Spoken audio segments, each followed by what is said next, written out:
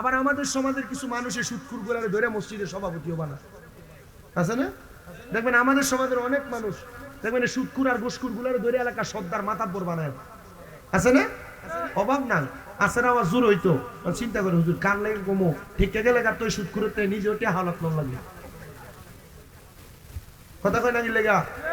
আবার এইটা সুদখোরে মসজিদের সভাপতি যে বানাও ইমাম সাহেবের লোকে বাদে ব্যবহার করে, আবার মসজিদের কয়েকজন এলাকার মানুষের জিগাইলে সুদখোরের সভাপতি বানাইনি কেন লেগা, না না মাতিস না, ইয়া ওই মসজিদ সাত ডালে দিবার সময় রটটিতে হয়ে দিছিল।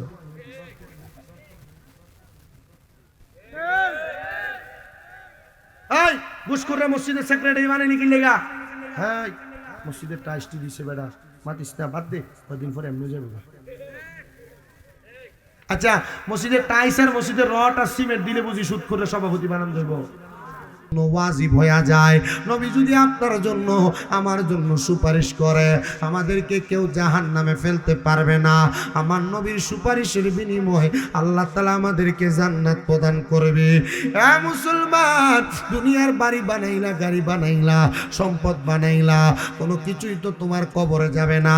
যদি মদিনার নবীর রওজা মুবারক দেখে মরতে পারো, ওই নবীর সুপারিশ তুমি পাইবা।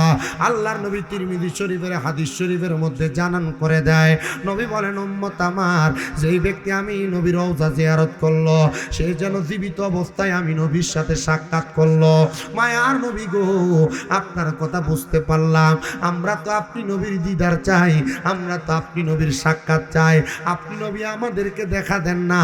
আল্লাহর নবী রাহমাতুল লিল আলামিন নবী বলেন উম্মত আমার, দুনিয়ার জমিনের মধ্যে থাইকা কোন উম্মত যদি আমি নবীরে মুহাব্বতে স্মরণ করে, আমি দয়াল নবী তার মরণের সময় দেখা দেই, তার কবরে দেখা দেই, তার হাসরে দেখা দেই, তার মিজানে জামিনদার হয়ে তার ফুলসিরাতের পারের কান্ডারি হয়ে যায়।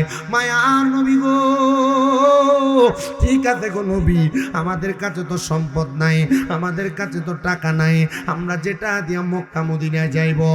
এ মুসলমান, তোমার জায়গার অভাব নাই, ক্ষেতের অভাব নাই, বাড়ির অভাব নাই, একটা দুইটা তিনটা বাড়ি তুমি বানাইলা, একটা বার কি চিন্তা করে চরে বাবা, এই সম্পদ তোমার যে কবরে যাবে না।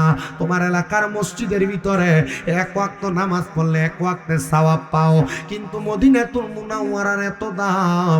আল্লাহর নবী কয় যে ব্যক্তি মদিনাতুল মুনাওয়ারাতে মাত্র এক ওয়াক্ত নামাজ পড়ে, আল্লাহ তাআলা তার আমলনামায় 50,000 ওয়াক্তের সওয়াব দান করে দেয়। তোমার শিকারিকা এলাকার মসজিদের ভিতরে এক ওয়াক্ত নামাজ পড়লে এক ওয়াক্তের সওয়াব পাইবা। জানো আল্লাহর কাবা ঘরের মধ্যে এক ওয়াক্ত নামাজ পড়লে 1,00,000 ওয়াক্তের সওয়াব পাওয়া যায়। কোন দিন তোমার আমলনামার মধ্যে 1,00,000 ওয়াক্তের নামাজের সওয়াব আসবে? এত মজার জায়গা, এত আরামের জায়গা। আমি মদিনার সামনে দাঁড়ায়া দাঁড়ায়া আল্লাহর হাবিবের কাছে 3টা দোয়া করছি 5 ওয়াক্ত নামাজের পরে। আমি বলছি ইয়া রাসূলুল্লাহ, নবী গো, ও মায়ার নবী, আপনার রওজা মুবারকের সামনে দাঁড়ায়া দাঁড়ায়া আপনি নবীর এত তাড়াতাড়ি অল্প বয়সে সালাম দিতে পারবো, আমি এটা কখনো কল্পনাতেও ভাবি নাই। নবী গো, আপনার গোলাম, আপনার প্রেমিক আপনার রওজার সামনে দাঁড়ায় গেছে, আপনি আপনার গোলাম রে কবুল করে লন। আমি 2 নাম্বার আরেকটা দোয়া করেছি, আমি বলছি ইয়া রাসূলুল্লাহ, ইয়া হাবিবাল্লাহ, নবী গো, আমার মা বাবা এখনো পর্যন্ত বেঁচে আছে, আমি যেন আমার মা বাপরে নিয়ে মক্কা মদিনা আসতে পারি, আপনি আমার এই দোয়াটা আল্লাহর দরবারে কবুল করান। আমি 3 নাম্বার দোয়া করেছি, ওগো আল্লাহর হাবিব, আপনার দরবারে দরখাস্ত, বাংলাদেশে ওয়াজ মাহফিলে গেলে কত মানুষকে নিয়ে মক্কা মদিনার দোয়া দুরূদ পড়ি, কত মানুষকে নিয়ে আপনি নবীর দুরূদ শরীফ পড়ি, এরা তো মক্কা মদিনা আসতে চাই, এদেরকে একটা বার আপনি মদিনাতে আনবেননি। আমি এই 3টা দোয়া মক্কার সামনে যাইও বলছি, কাবা ঘরে গিলাপ ধরেও করছি। মুসলমান, পর্দার অন্তরালের আমার মা, আপনারা যারা দামি দামি স্বর্ণ পরেন, বর্তমান বাজার মূল্যে 2,17,18,000 টাকা স্বর্ণের ভরি, আর হজ করতে মক্কায় যাইলে মাত্র 1.5 লাখ টাকা খরচ হয় উমরা করতে। মনটা কি চায় না গো যেই নবীর কারণে দুনিয়া দেখলা, যেই নবীর প্রেমিক দাবি করো, যেই নবীর উম্মত হইয়া দুনিয়াতে আসলা, ওই নবীকে মরার আগে একবার দেখার জন্য, ওই নবীর রওজা জিয়ারত করার জন্য মদিনাতুল মুনাওয়ারার ভিতরে রিয়াজুল জান্নার ভিতরে 2 রাকাত নামাজ আদায় করলে জান্নাতের টুকরাতে নামাজ আদায় করার সওয়াব পাওয়া যায়। এর আগে তো আপনারা আওয়াজ দেন নাই, অল্প অল্প আওয়াজ দিয়েছেন। বলেন যে মদিনাতে এত বরকত, মক্কাতে এত বরকত, আমরা সবাই ওই মক্কা মদিনা যাইতে চাই কি চাই না? কারা কারা যাইতে চাই ডান হাত তুলে আমার আল্লাহরে দেখায়, আর জবানটা খুলে জোরে একটা তাকবীর হবে। নারে তাকবীর, আল্লাহু আকবার, নারে রিসালাত, ইয়া রাসূলুল্লাহ, নারে গাউসিয়া, আহলে সুন্নাত ওয়াল জামাত, জোরে বলেন না মারহাবা। তাহলে আমরা সবাই মদিনা যাইতে চাই কি চাই না? যদি যাইতে চাই মোহাব্বতের আওয়াজে পড়েন দয়াল আল্লাহ দয়া করেন, দয়া। আপনি বুঝেন না কিছু? বাইরে বাইরে করে নসিব করো মদিনা, লা ইলাহা লা ইলাহা লা ইলাহা ইল্লাল্লাহু মুহাম্মাদুর রাসূলুল্লাহ সাল্লাল্লাহু আলাইহি ওয়াসাল্লাম। একটা জবানকে বন্ধ রাখবেন না, জবানটা ছেড়ে দিয়ে মুহাব্বতের আওয়াজে আমার আল্লাহ তাআলার সন্তুষ্ট করার জন্য যাদের জবান আছে তাদের কাছে আমার দাবি আছে, যাদের জবান নাই তাদের কাছে আমার কোনো দাবি নাই। জবান যদি থাকে মুহাব্বতের আওয়াজে আমার আল্লাহ তাআলার একটু জাতে পাকের ইসমে জাতের জিকির করেন, চক্ষুটা বন্ধ করে কলবের মধ্যে ধাক্কা দিয়া নিজের কলবটা নিজের পীর মুর্শিদের কলবের সাথে মুতাজ্জু করে দিবেন। মুর্শিদের কলবটা 4 তরিকার ইমামদের সাথে মুতাজ্জু হয়ে যাবে। 4 তরিকার ইমামদের কলবটা আমার নবীর মদিনাতুল মুনাওয়ারাতে মুতাজ্জু কইরা কলবে যখন ধাক্কা দিবেন আপনার জীবনের গুনাহগুলা ঝরে ঝরে পড়ে যাবে। মুহাব্বতের আওয়াজে আল্লাহ তাআলার জিকির করেন, আল্লাহ আল্লাহ আল্লাহ আল্লাহ আল্লাহ আল্লাহ আল্লাহ আল্লাহ আল্লাহ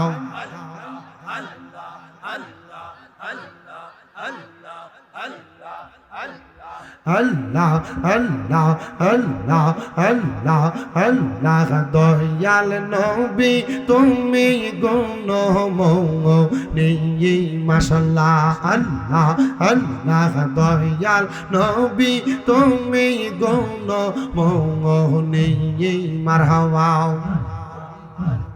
বেশ একবার বন্ধ করে দেন। আল্লাহ আল্লাহ পাপী উম্মত উদ্ধারিতে গো ও নবী সাজদায় থাকবেন পগরি গো নবী। দয়াল নবী তুমি গুণময়ী মারহাবা। আল্লাহ আল্লাহ আল্লাহ আল্লাহ। কাউসারের মালিক আপনি, কাউসার ফিলাইবা গো নবী, কাউসার ফিলাইবা পাপি তাপি উদ্ধারিতে গো নবী সাজদাতে পড়িবা গো নবী। দয়াল নবী তুমি গুণময়ী মারহাবা। আল্লাহ আল্লাহ আল্লাহ আল্লাহ। জান্নাতের মালিক আপনি, জান্নাত লাইবা গো নবী, জান্নাত লাইবা পাপী উম্মত উদ্ধারিতে গো নবী সাজদাতে পড়িবা গো নবী। দয়াল নবী তুমি গুণময়ী মারহাবা। আল্লাহ আল্লাহ তোমার লাইগা বানায়াছে গো আমার আল্লাহ সারা দুনিয়া গো নবী।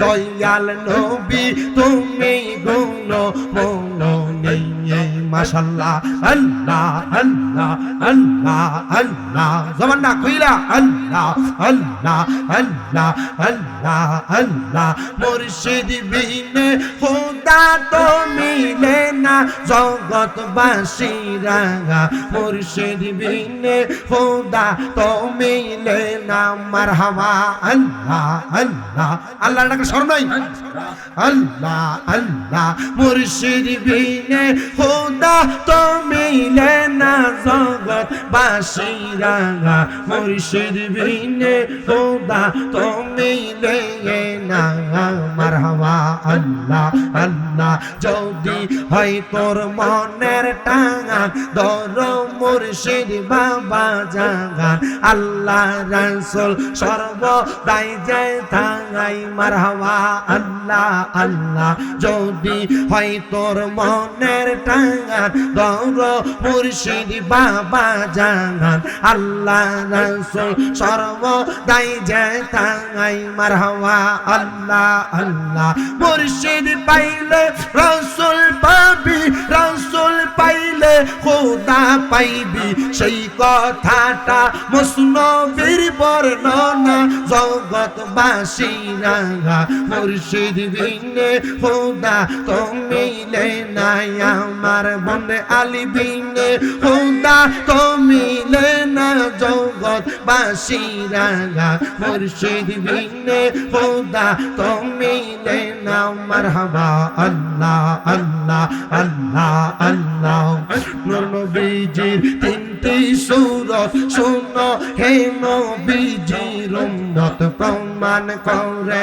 হাদিসের কোরআন নূর নবীজির তিনটি সূরত শোনো হে নবীজির উম্মত প্রমাণ করে হাদিসের কোরআন এক যে শুরুতে হাকিকি দুই নম্বরে মালাইকি তিন নম্বরে মানব রূপদা রঙন নবীর আসে গঙ্গন গাইব আমরা কামলি ওয়ালার সাঙ্গান মাশাআল্লাহ আল্লাহ আল্লাহ গাইব আমরা নূর নবীজির সাঙ্গান সুন্নি মুসলমান গাইব আমরা নূর নবীজির সাঙ্গান গাইব আমরা নূর নবীজির সাঙ্গান সুন্নি মুসলমান গাইব আমরা নূর নবীজির সাঙ্গান মারহাবা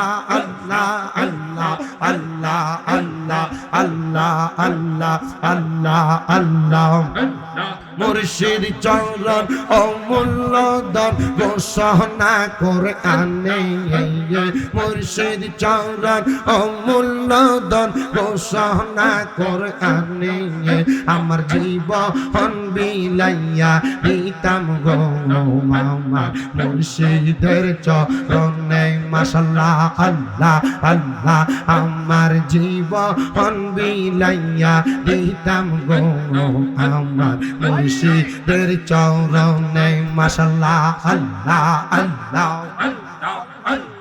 আল্লাহ আল্লাহ আল্লাহ আল্লাহ আল্লাহ কদম ডালে বৈশা দয়াল বাজাঙা নামের ভাঙা সেই মারহাবা আইরে সুর শুনিয়া পাগল হইয়া সুইটা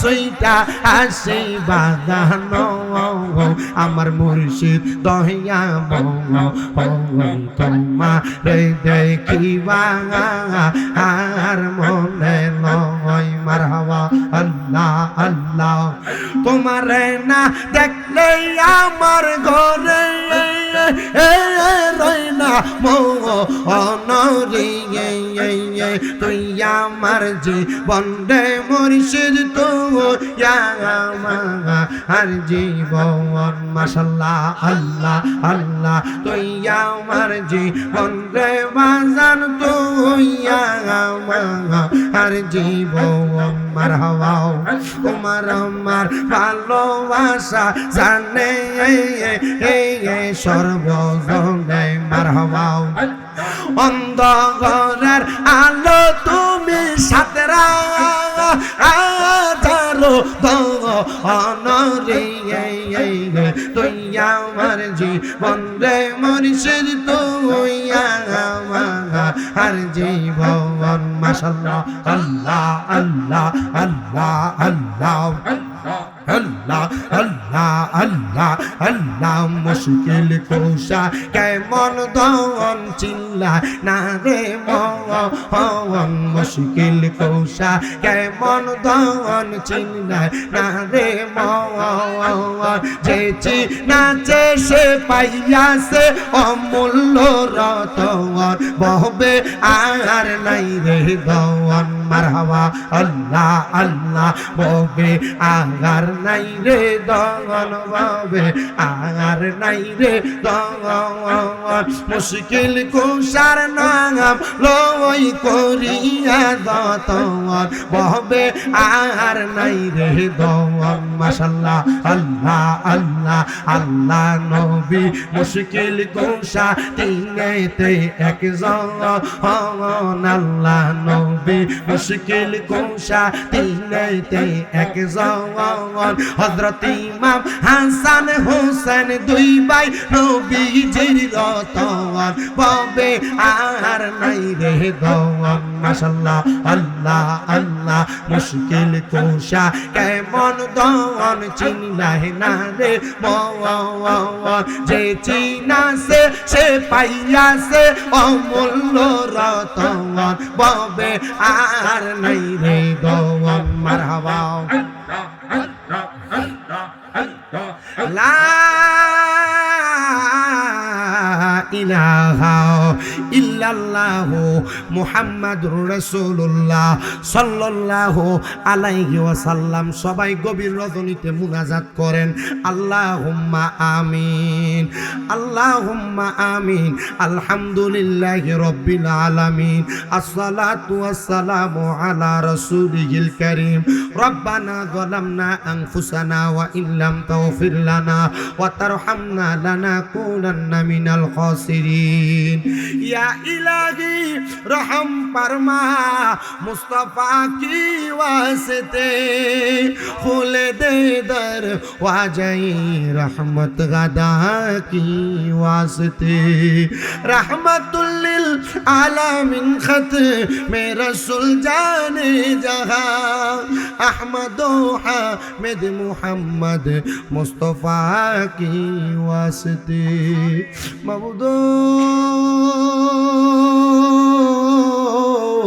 ও দয়াল আল্লাহ, আপনি কি আসমানে না জমিনে না পাহাড়ে না দরিয়ায় এ গত জীবনে আপনার কত তালাশ করলাম সন্ধান পাইলাম না আল্লাহ। বহু সন্ধানের পরে এই বিবাড়িয়া জেলার অন্তর্গত নবীনগর থানাধীন শিকানিকা হযরতে বন্দে আলী মুন্সি রহমতুল্লাহ আলাই দরবার শরীফে আলহাসা সুফি হযরত মাওলানা কারি বন্দে আলী মুন্সি রহমতুল্লাহি আলাইহির স্মরণে সুন্নি উলামা সম্মেলন ও 65তম রুস মুবারক সাজাইয়া এই এলাকার উলামায়ে কেরাম, দাড়ি পাকা মুরব্বী বাবারা, যুবক নজুয়ান ভাইয়েরা, ছোট্ট ছোট্ট মাসুম বাচ্চারা, পর্দার অন্তরালের আমার কত মা বোনেরা, আল্লাহ তোমার শাহিন শাহী পাক দরবারে গুনাহগার কাঙ্গালের বেশে দুইটা হাত বাড়াইছে আল্লাহ। যার হাতটা তোমার দরবারে মায়া লাগে, পছন্দ হয়, ওই হাতের উসিলায় আমরা প্রত্যেকের জীবনের গুনাহ তুমি আল্লাহ ক্ষমা কইরা দাও। এরে আমার এই শিকানিকা এলাকার ভাই বাবারা, ও কিরে ভাই, মাইকের আওয়াজ তোমাদের কানে যায়নি রে ভাই। আর কতকাল দোকান পাটে দুনিয়ার রং তামাশার মধ্যে সময় কাটাইবা বাইরা রে।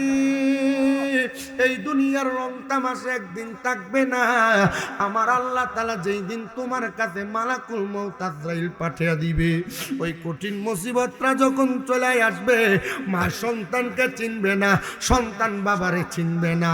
আসুন রে আমার আল্লাহর দরবারে দুইটা হাত বাড়ায়া আমিন আমিন কইরা আমার আল্লাহরে যদি ডাক দাও, আমাদের বিশ্বাস আছে আমার আল্লাহ একটা হাতও খালি ফিরিয়া দিবে না।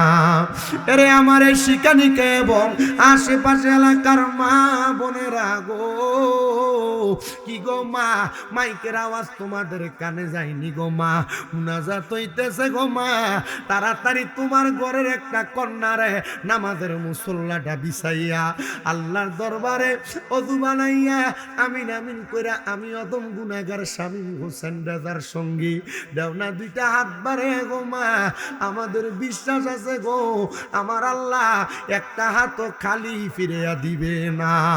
মারা গো,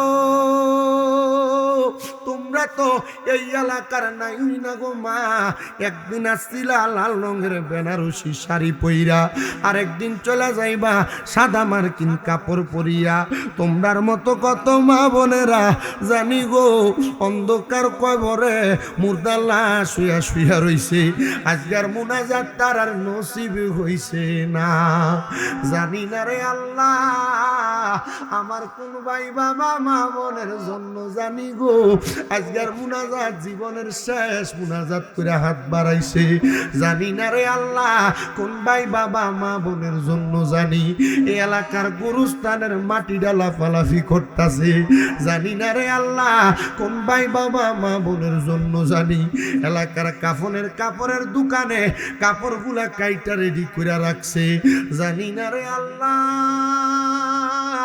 কার জন্য জানি গো আজকের মাহফিল জীবনের শেষ মাহফিল করে হাত বাড়াইছে। ও আমার আল্লাহ আমরার মুনাজাত তুমি কবুল কইরা নাও, আমরার বংশের কবরের আযাব মাফ কইরা দাও গো আল্লাহ, আমরারে তুমি কবুল কইরা লও। আল্লাহ আজকের মাহফিলে তিনটা শ্রেণীর মানুষ হাত বাড়াইয়া দিছে। একটা শ্রেণীর মানুষ আছে যারার জগতের মধ্যে আব্বা নাই, যেই বাবা রিক্সা চালাইয়া মাটি কাইটা মাথার গাম পায়ে ফালাইয়া পরের বাড়িতে বদলার কাম কইরা সন্তানরে মানুষের মতো মানুষ করার জন্য আব্বা রক্তরে পানি বানাইছে, এমন আব্বা তাদের কবরে গো আল্লাহ ওই সন্তানগুলা দুনিয়ার কত মই মুরব্বীর চেহারা দেখে কিন্তু তারা তাদের আব্বার চেহারাটা দেখে না। যাদের এমন আব্বা কবরে আব্বার কবর জান্নাতের বাগান বানায়া দাও আল্লাহ। কে জানি হাত বাড়াইছে, কার জানি জগতের মধ্যে মা নাই। হায়রে মা, যেই মা 10 মাস 10 দিন গর্ভে ধারণ কইরা সন্তানের প্রসব বেদনা সহ্য করতে মার বড় কষ্ট হইছে, এমনও মা আছে সন্তান প্রসব করার সময় দুনিয়ার আলো ত্যাগ কইরা চলে গেছে। আল্লাহ মাঘ মাসের শীতের দিনে বিছানার ডান দিকে প্রস্রাব কইরা দিলে মা টান দিয়া বাম দিকে লইয়া যাইতো, বাম দিকে প্রস্রাব কইরা দিলে মা সন্তানটারে বিদা জায়গা থেকে শুকনা জায়গায় ঘুম লোয়া নিজে মা বিদা জায়গার মধ্যে ঘুমাইতো। আল্লাহ এমন মাজার কবর দেশে রাইখো তোমার মায়ার নজরে, সেই মায়ের কবরেতে আযাব তুমি দিও না। দুঃখের দরদি আমার জনম দুঃখী মা, আল্লাহ তাকে দেখো কার মা নাই কার বাবা নাই। আল্লাহ তোমার বন্ধুর উরুস মুবারকের মধ্যে আইসা বান্দারা মা হারায়া কান্দে। আমার নবীনা বলছেন দুনিয়ার জমিনের মধ্যে যদি কোনো সন্তানের মা মরে, যদি বাবা মইরা যায়, আল্লাহর দরবারে যদি আমিন আমিন করে দুইটা হাত বাড়াইয়া দেয়, ওই দুইটা চোখের মনি কোঠার মধ্যে একটা মাছির মাথা পরিমাণ পানি ছেড়ে দিয়া কান্না করলে ওই পানি মাটিতে পড়ার আগে আমার আল্লাহ তার মা বাবার জীবনের গুনাহ মাফ করে দেয়। আল্লাহ তাদের মা বাবা কবরে আম্মা আব্বার কবর জান্নাতের বাগান বানায়া দাও। আজকে 8 মাসের উপরে 9 মাস চলতেছে, আমার মা অসুস্থ হইয়া বিছানার মধ্যে পড়ে রইছে। আল্লাহ তুমি আমার আম্মারে সুস্থতার নিয়ামত দান কইরা দাও। আল্লাহ আমার মাদ্রাসা মাদ্রাসা 6টা, প্রত্যেকটা মাদ্রাসার ছাত্রগুলারে তুমি কবুল করো, ছাত্র অভিভাবকদেরকে তুমি কবুল করে লাও আল্লাহ। জান্নাতের বাগান মাহফিলের মধ্যে যারা টাকা দিয়া, পয়সা দিয়া, শ্রম দিয়া, বুদ্ধি দিয়া, পরামর্শ দিয়া, মাইক দিয়া, লাইট দিয়া, প্যান্ডেল দিয়া, মিডিয়ার বাইশ সম্মানিত শ্রোতা মণ্ডলীরা, তাবারুকের জন্য যারা অর্থ দিছে, চাল দিছে, টাকা পয়সা, গরু মহিষ ছাগল দেয়, আল্লাহ তাদের প্রত্যেকের দানগুলা কবুল মঞ্জুর করো আল্লাহ। মরণ দিবা দুঃখ নাই, তবে বেঈমান বানাইয়া মরণ দিও না। মরণের আগে বারবার মক্কা মদিনার তাওয়াব জিয়ারত নসিব করাইও আল্লাহ। অনেক প্রবাসী ভাইয়েরা বিদেশ থেকে দোয়া চাই, আমার প্রত্যেক প্রবাসীদের খাস দোয়াগুলা কবুল মঞ্জুর করো। মরণের আগে বারবার মক্কা মদিনার তাওয়াব জিয়ারত নসিব করায়া আখিরি জবানে মধুর কালেমা পড়াইয়া দিয়েন লা ইলাহা ইল্লাল্লাহু মুহাম্মাদুর রাসূলুল্লাহ সাল্লাল্লাহু আলাইহি ওয়াসাল্লাম। একটা জবানও কেউ বন্ধ রাখবেন না। আপনারা বলেন মুনাজাত করে দোয়া চাইলাম একজনের কাছে, তিনি কে? ওই আল্লাহ রে। আল্লাহ কইয়া ডাক দিলে লাভ আছে না নাই রে বাবা? মোহাব্বতের আওয়াজে কন্যা লাভ আছে না নাই? যদি লাভ থাকে ডান হাতটা তুলে একবার জোরে ডাক দেন আল্লাহ। না মনে হয় গুনাহ হবে, গুনাহ হবে। একটু মোহাব্বতে কোন আল্লাহ, উচ্চ কণ্ঠে কোন ইয়া রাসূলুল্লাহ, জবানটা খুইলা কোন আল্লাহু আকবার। আমার ভাইরা বাবারা, মাহফিল কমিটির পক্ষ থেকে আমার এই সুন্দর একটা সাবজেক্ট নির্ধারণ করে দিয়েছেন, যে সাবজেক্টটার উপরে যদি আমাকে বয়ান করতে হয় অনেকক্ষণ সময় ধরে আপনাদের কাছে কথা বলা লাগবে। তবে আমি আপনাদের কাছে ছোট্ট একটা উদাহরণস্বরূপ কথা বলতে চাই। আপনারা আমার হাতে দেখতেছেন একটা মোবাইল, দেখা যায় ছোট বাটন ফোন। এই মোবাইলটার দিয়ে তাকান, এই মোবাইলটার বর্তমান বাজার দর হলো 1900 টাকা। আমি যদি মোবাইল দোকানের মধ্যে যাইয়া এই মোবাইলটা দোকান থেকে নিয়ে চলে আসি, টাকা না দিই, আপনারা বলেন দোকানদারকে আমারে মারবো না ছাড়বো?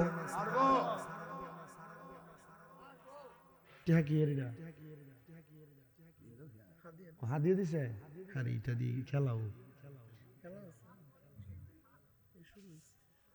মারহাবা কর।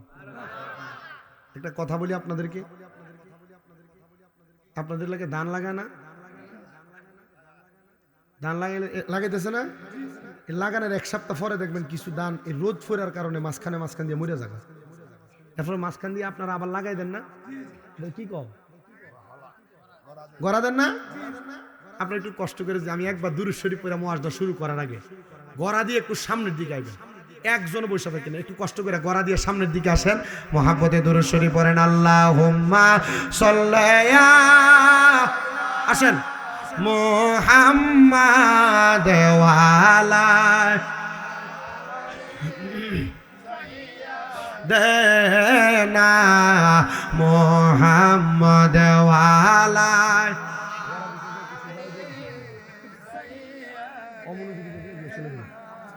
মোহাম্মদ নবীর সনে ফেমের ডোরি মনে বান্দনা, শয়নে সফনে দেখবা মদিনা।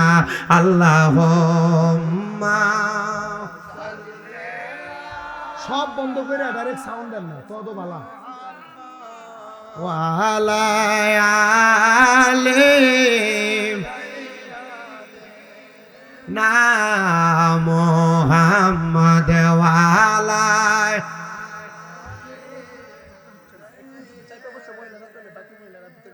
এই এত রাত কে তো বিরিদ করতেইছে?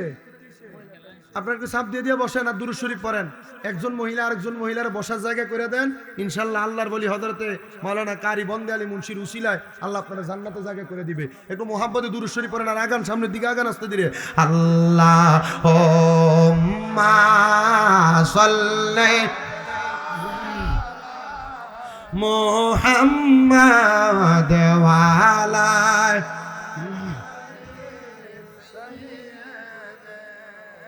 মোহাম্মদ। আমার বাবাজিরা, বন্ধুরা, গভীর মনোযোগ দিয়ে বয়ান শ্রবণ করার চেষ্টা করবেন। আমি আপনাদের কাছে বলেছিলাম এই মোবাইলটার দাম মাত্র 1900 টাকা। দোকান থেকে কিনতে গেলে 1900 টাকা। দোকানদারকে না দিয়া মোবাইলটা আনা যাবে না। যদি আপনি টাকা না দিয়া দোকান থেকে মোবাইলটা নিয়ে চলে আসেন, তাহলে দোকানদার আপনারে আটকে রাখবে, দোকানদার আপনারে মারবে, টাকার বিনিময়ে আপনারে মোবাইল দিবে, নচেত আপনারে মোবাইল দিবে না। ঠিক তেমন ভাবে আমরা যারা মাহফিলের মধ্যে বসলাম, একটু গভীর কিটা এডি ওয়াজ তো করতে হবে। আচ্ছা অনলাইনে রাখতে দিয়েন, আপনারা নামলে নামার সময় দিল তো ভালো, এমনি দিলে ডিস্টার্ব হয়ে যাবে, ওয়াজটা ধরি। ঠিক তেমন ভাবে টাকা না দিলে যেমন ভাবে মোবাইল পাওয়া যাবে না, টাকা না দিলে দোকান থেকে যেমন ভাবে খরচ করা যাবে না। আমরা যারা মা বাবা আছি, আমরা মনে করি আমরা জিফুত জন্ম দিছি, জন্ম দেওয়ার পর আমরা বয়স্ক হওয়ার পর আমার ছেলে আমার ভাত খাওয়াইবো, আমার ছেলে আমার খেদমত করব, আমার ছেলে আমার সুন্দর করে দুনিয়াতে লালন পালন করব। না না না, মা বাপ তো সন্তান জন্ম দেওয়ার পর এমনি ছাইরা দিলেই কিন্তু সন্তানের কাম শেষ না।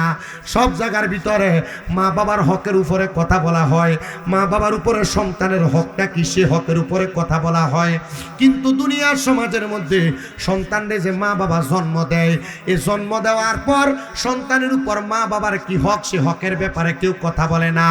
আপনি যদি আপনার সন্তানকে তার হকগুলো আদায় না করেন, আপনার সন্তান আপনার বুড়া বয়সে বাদ দিত না, আপনার সন্তান আপনার বৃদ্ধ বয়সে বুড়া বুড়ি করে ডাকবো, আপনার সন্তান বৃদ্ধ বয়সে আপনার ওষুধের খরচ চালাবে না, আপনার খাওয়ান খোরাক দিবে না, ঘরের মধ্যে জায়গা দিবে না। বলে হুজুর এটা কেমন কথা বলেন? হ্যাঁ এটাই কথা, এটা আপনাকে মাস্ট বি মানতে হবে। বলে হুজুর আল্লাহর নবী রাহমাতুল লিল আলামিন নবীজি যারা সন্তান জন্ম দেয় তাদেরকে সন্তানের উপর দায়িত্বগুলা কি কি দিছে একটা বার বলেন না। সন্তান জন্ম দেওয়ার পরে আল্লাহর নবী বলে একজন মা বাবার 5টা, কোন কোন হাদিসে বলে 6টা দায়িত্ব, 6টা দায়িত্ব। ইয়া রাসূলুল্লাহ আমরা তো সন্তান জন্ম দিলাম, আমরা তো দায়িত্বগুলা ভালোভাবে পালন করতে পারি না, আপনি বলেন না কেমনে সন্তানের দায়িত্বগুলা পালন করব। নবী আমার বলে উম্মত সন্তান জন্ম দেওয়ার পর মা বাবার 1 নাম্বার দায়িত্ব হলো 7 দিনের মাথার আগে সন্তান জন্ম দিয়ে যদি ছেলে সন্তান হয় তার ডান কানের মধ্যে আযান প্রদান করা, বাম কানের মধ্যে ইকামত প্রদান করা, এটা হলো মা বাবার মৌলিক দায়িত্ব। 2 নাম্বার দায়িত্ব যখন সন্তান জন্ম দিবে, সন্তান জন্ম দেওয়ার পরে মা বাবা ওই সন্তানটারে 7 দিনের মাথায় তার মাথার চুলগুলা কামাইয়া দিবে, মুন্ডে দিবে। আর 3 নাম্বার দায়িত্ব মা বাবা সন্তানের একটা ভালো নাম রেখে দিবে, মা বাবা সন্তানের ভালো একটা নাম রেখে দিবে। 4 নাম্বার দায়িত্ব দুনিয়ার জমিনের মধ্যে কোনো মা বাবা সন্তান জন্ম দেওয়ার পরে ওই সন্তানের মা বাবা যদি স্বাবলম্বী হয়, টাকাওয়ালা হয়, পয়সাওয়ালা হয়, তাহলে সন্তান ছেলে হইলে তার জন্য 2টা ছাগল আকিকা দিবে, মেয়ে হইলে 1টা ছাগল আকিকা দিবে। নবীজি গো আমরা গরিব মানুষ, সাহাবায়ে কেরাম প্রশ্ন করে ইয়া রাসূলুল্লাহ আমাদের কাছে টাকা নাই, সম্পদ নাই, আমরা কেমন করে আকিকা দিব?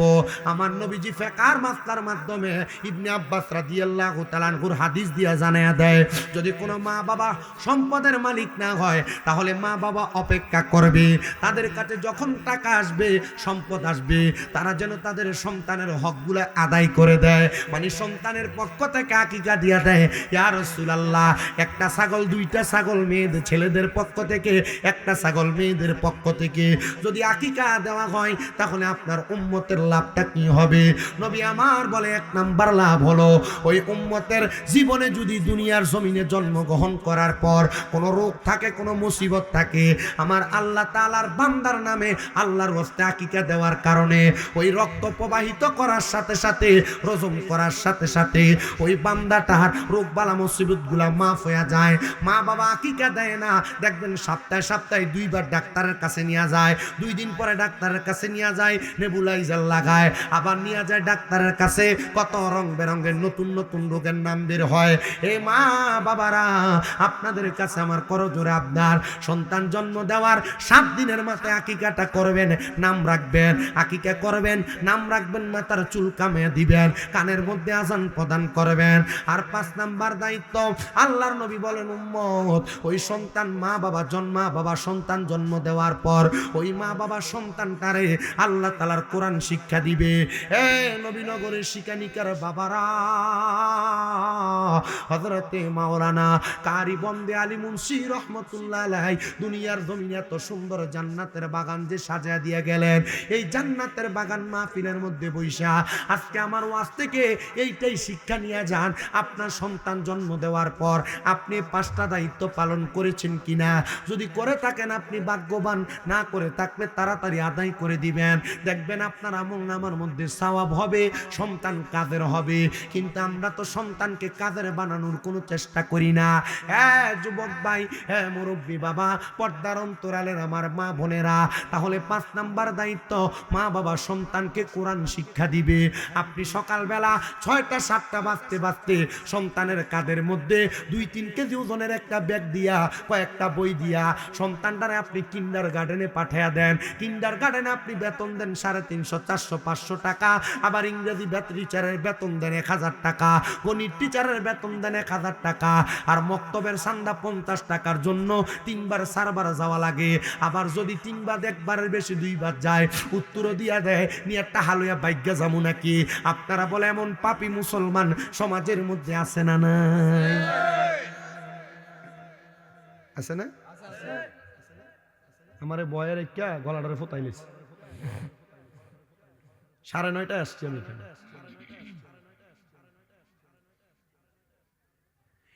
প্রিয় মুসলমান ইমানদার শুনো, মা বাবা সন্তানকে যদি কোরআন না শিক্ষা দাও, আপনারা যদি কোরআন না শিক্ষা দেন কি হবে শুনেন।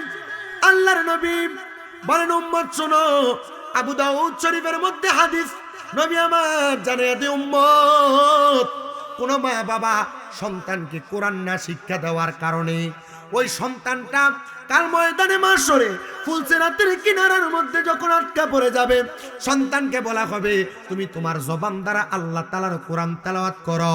সন্তান বলবে আমি কোরআন তেলাওয়াত করতে পারি নাই। কেন পারো না?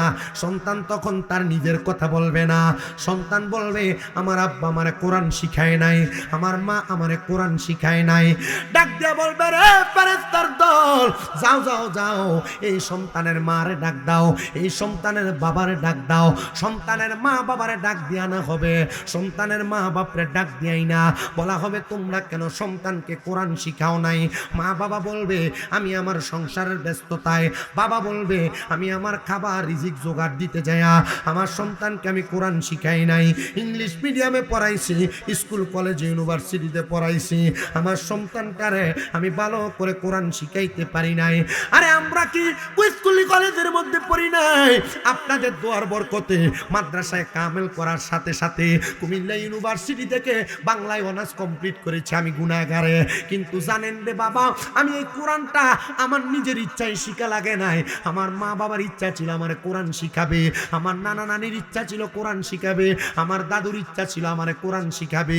আল্লাহ তাআলা আমারে নসিব কইরা আমার কোরআনুল কারীম শিক্ষা গ্রহণ করায়া দিছেন।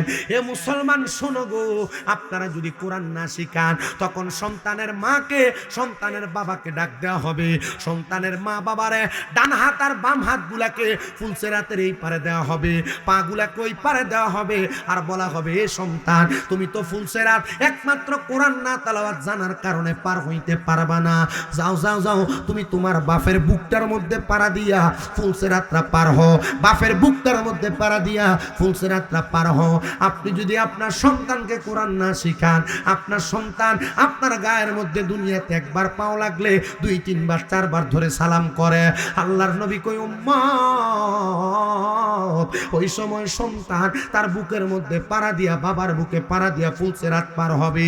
সাহাবায়ে কেরাম বলে নবী গো, মা বাবা তো সন্তানের দায়িত্ব পালনই করল, সন্তান বুঝদারা হওয়ার পর ওই সন্তান যদি নিজ দায়িত্বে কোরআন না শিক্ষা গ্রহণ করে, তাহলে ওই সন্তান যখন তার বাবার বুকের মধ্যে পাড়া দিবে, সন্তান এবং বাবা দুইজন একসাথে জাহান্নামের অতল গহ্বরে চলে যাবে।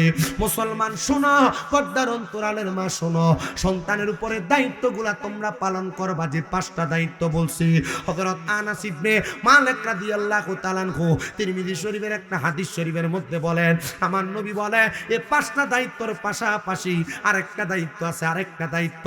নবী গো কোন দায়িত্ব?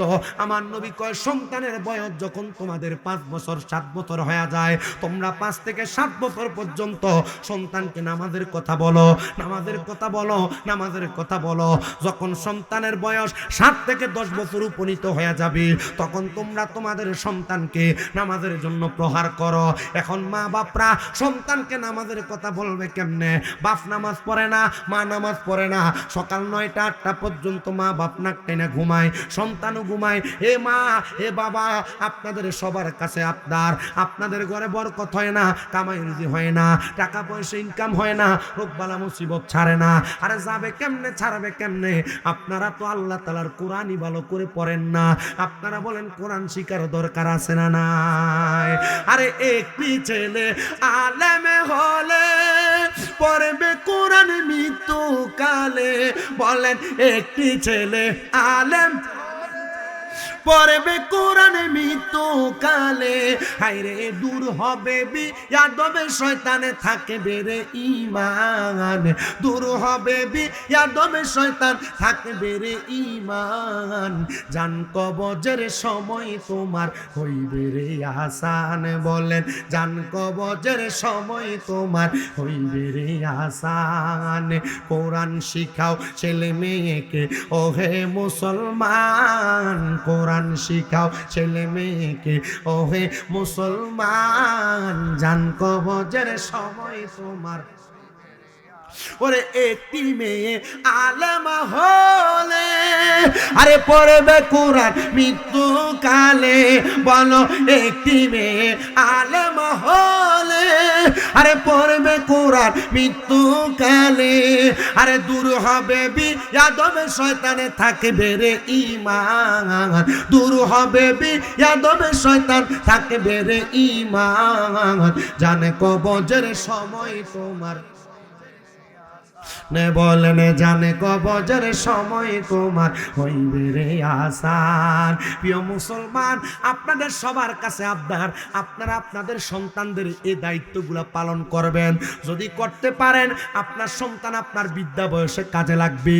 আল্লাহর নবীজি রাহমাতুল লিল আলামিন নবীর কাছে নবীজির সাহাবী হযরত যায়েদ ইবনে সামূরা রাদিয়াল্লাহু তাআলা প্রশ্ন করে, ইয়া রাসূলুল্লাহ, ইয়া হাবিবাল্লাহ, নবী গো, মা বাবা তো সন্তানের দায়িত্বগুলা পালন করলো, মা বাবা তো সন্তানের দায়িত্বগুলা পালন করলো, এবার আপনি বলেন না ওই সন্তান মা বাবার কোন কোন দায়িত্বগুলা পালন করবে?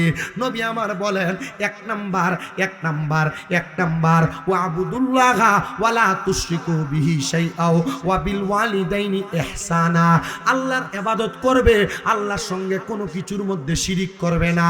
আর আমার আল্লাহ তাআলা নিজেই বলেন, নবীজি আল্লাহর কোরআন থেকে বলতেছেন, ওয়া বিল ওয়ালিদাইনি ইহসানা, আম্মা আব্বার প্রতি ইহসান করবে, আম্মা আব্বার প্রতি সদাচরণ করবে, সৎ ব্যবহার করবে, সুন্দর ব্যবহার করবে, ভালো ব্যবহার করবে। এখানে অনেক ছোট ছোট বাচ্চা আছে যাদের মা বাবা তাদেরকে কোনো কাজের কথা বললে পারতাম না বলে ফালায়া দেয়, মা বাবার কথা শুনতে চায় না, মা বাবার কাছে সাড়া দিতে চায় না। সন্তান, আপনাদের কাছে আমার করজোরে আবদার, মা বাবা কোনো কাজের কথা বললে কখনো অবহেলা করবেন না, মা বাবার কথাটাকে ডিনাই করবেন না।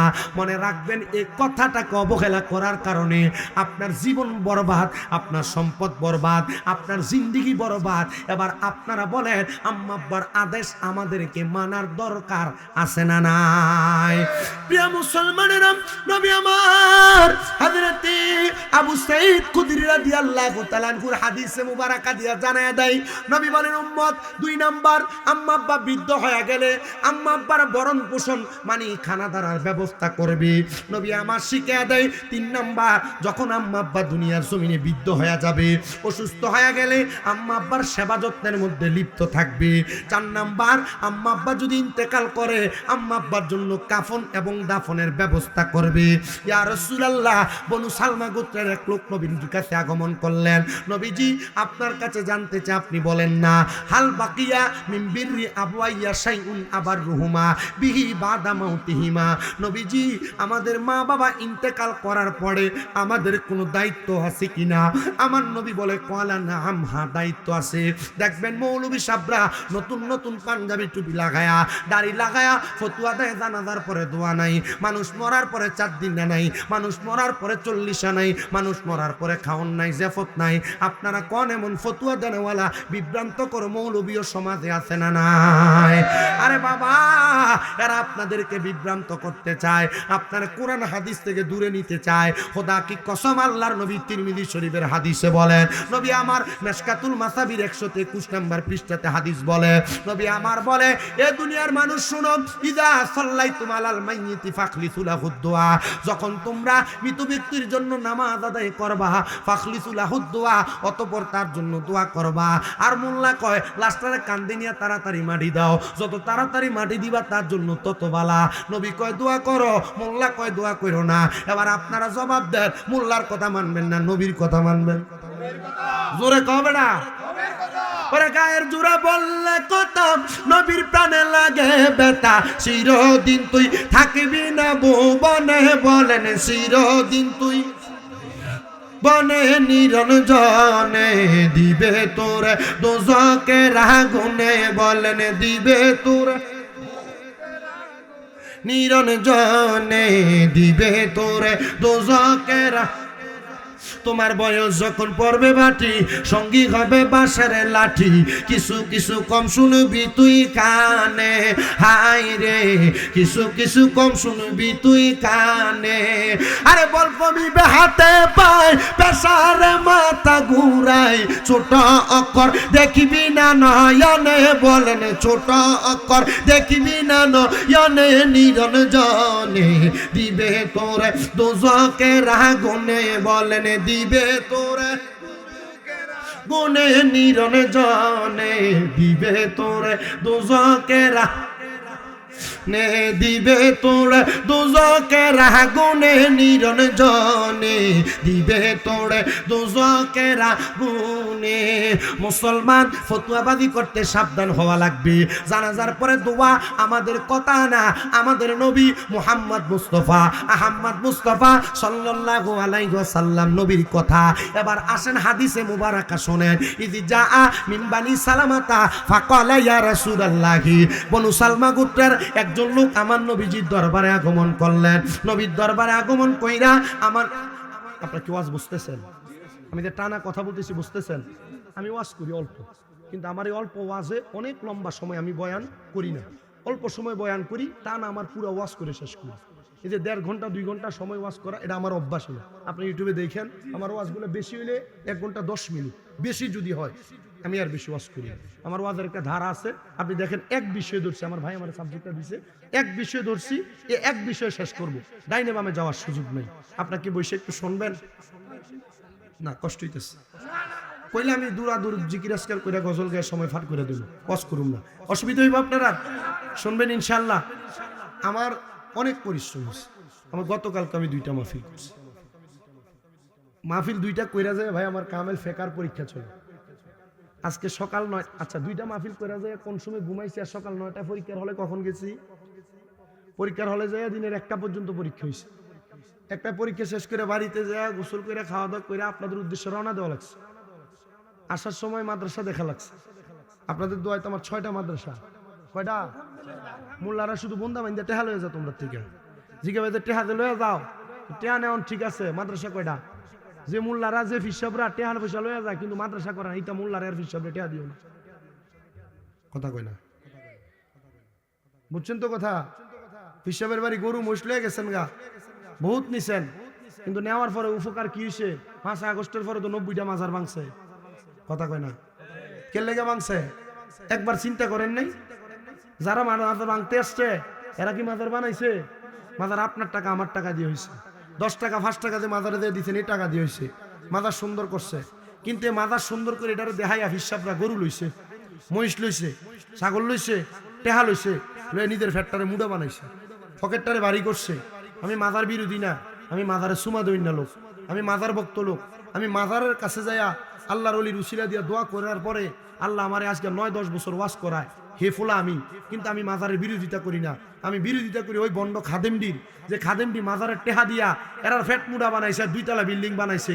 এরা যদি মাজারগুলার সাথে একটা একটা করে মাদ্রাসা বানাইতো, মাদ্রাসার ভিতরে যদি 200-400 পোলাপান থাকতো, ওই পোলাপান যদি লাড়ি লইয়া যে ফকিন্নির ফোলারা মাজার ভাঙতেছিল এটি দৌড়ানি দিত, টয়ে পাও তাই লইল।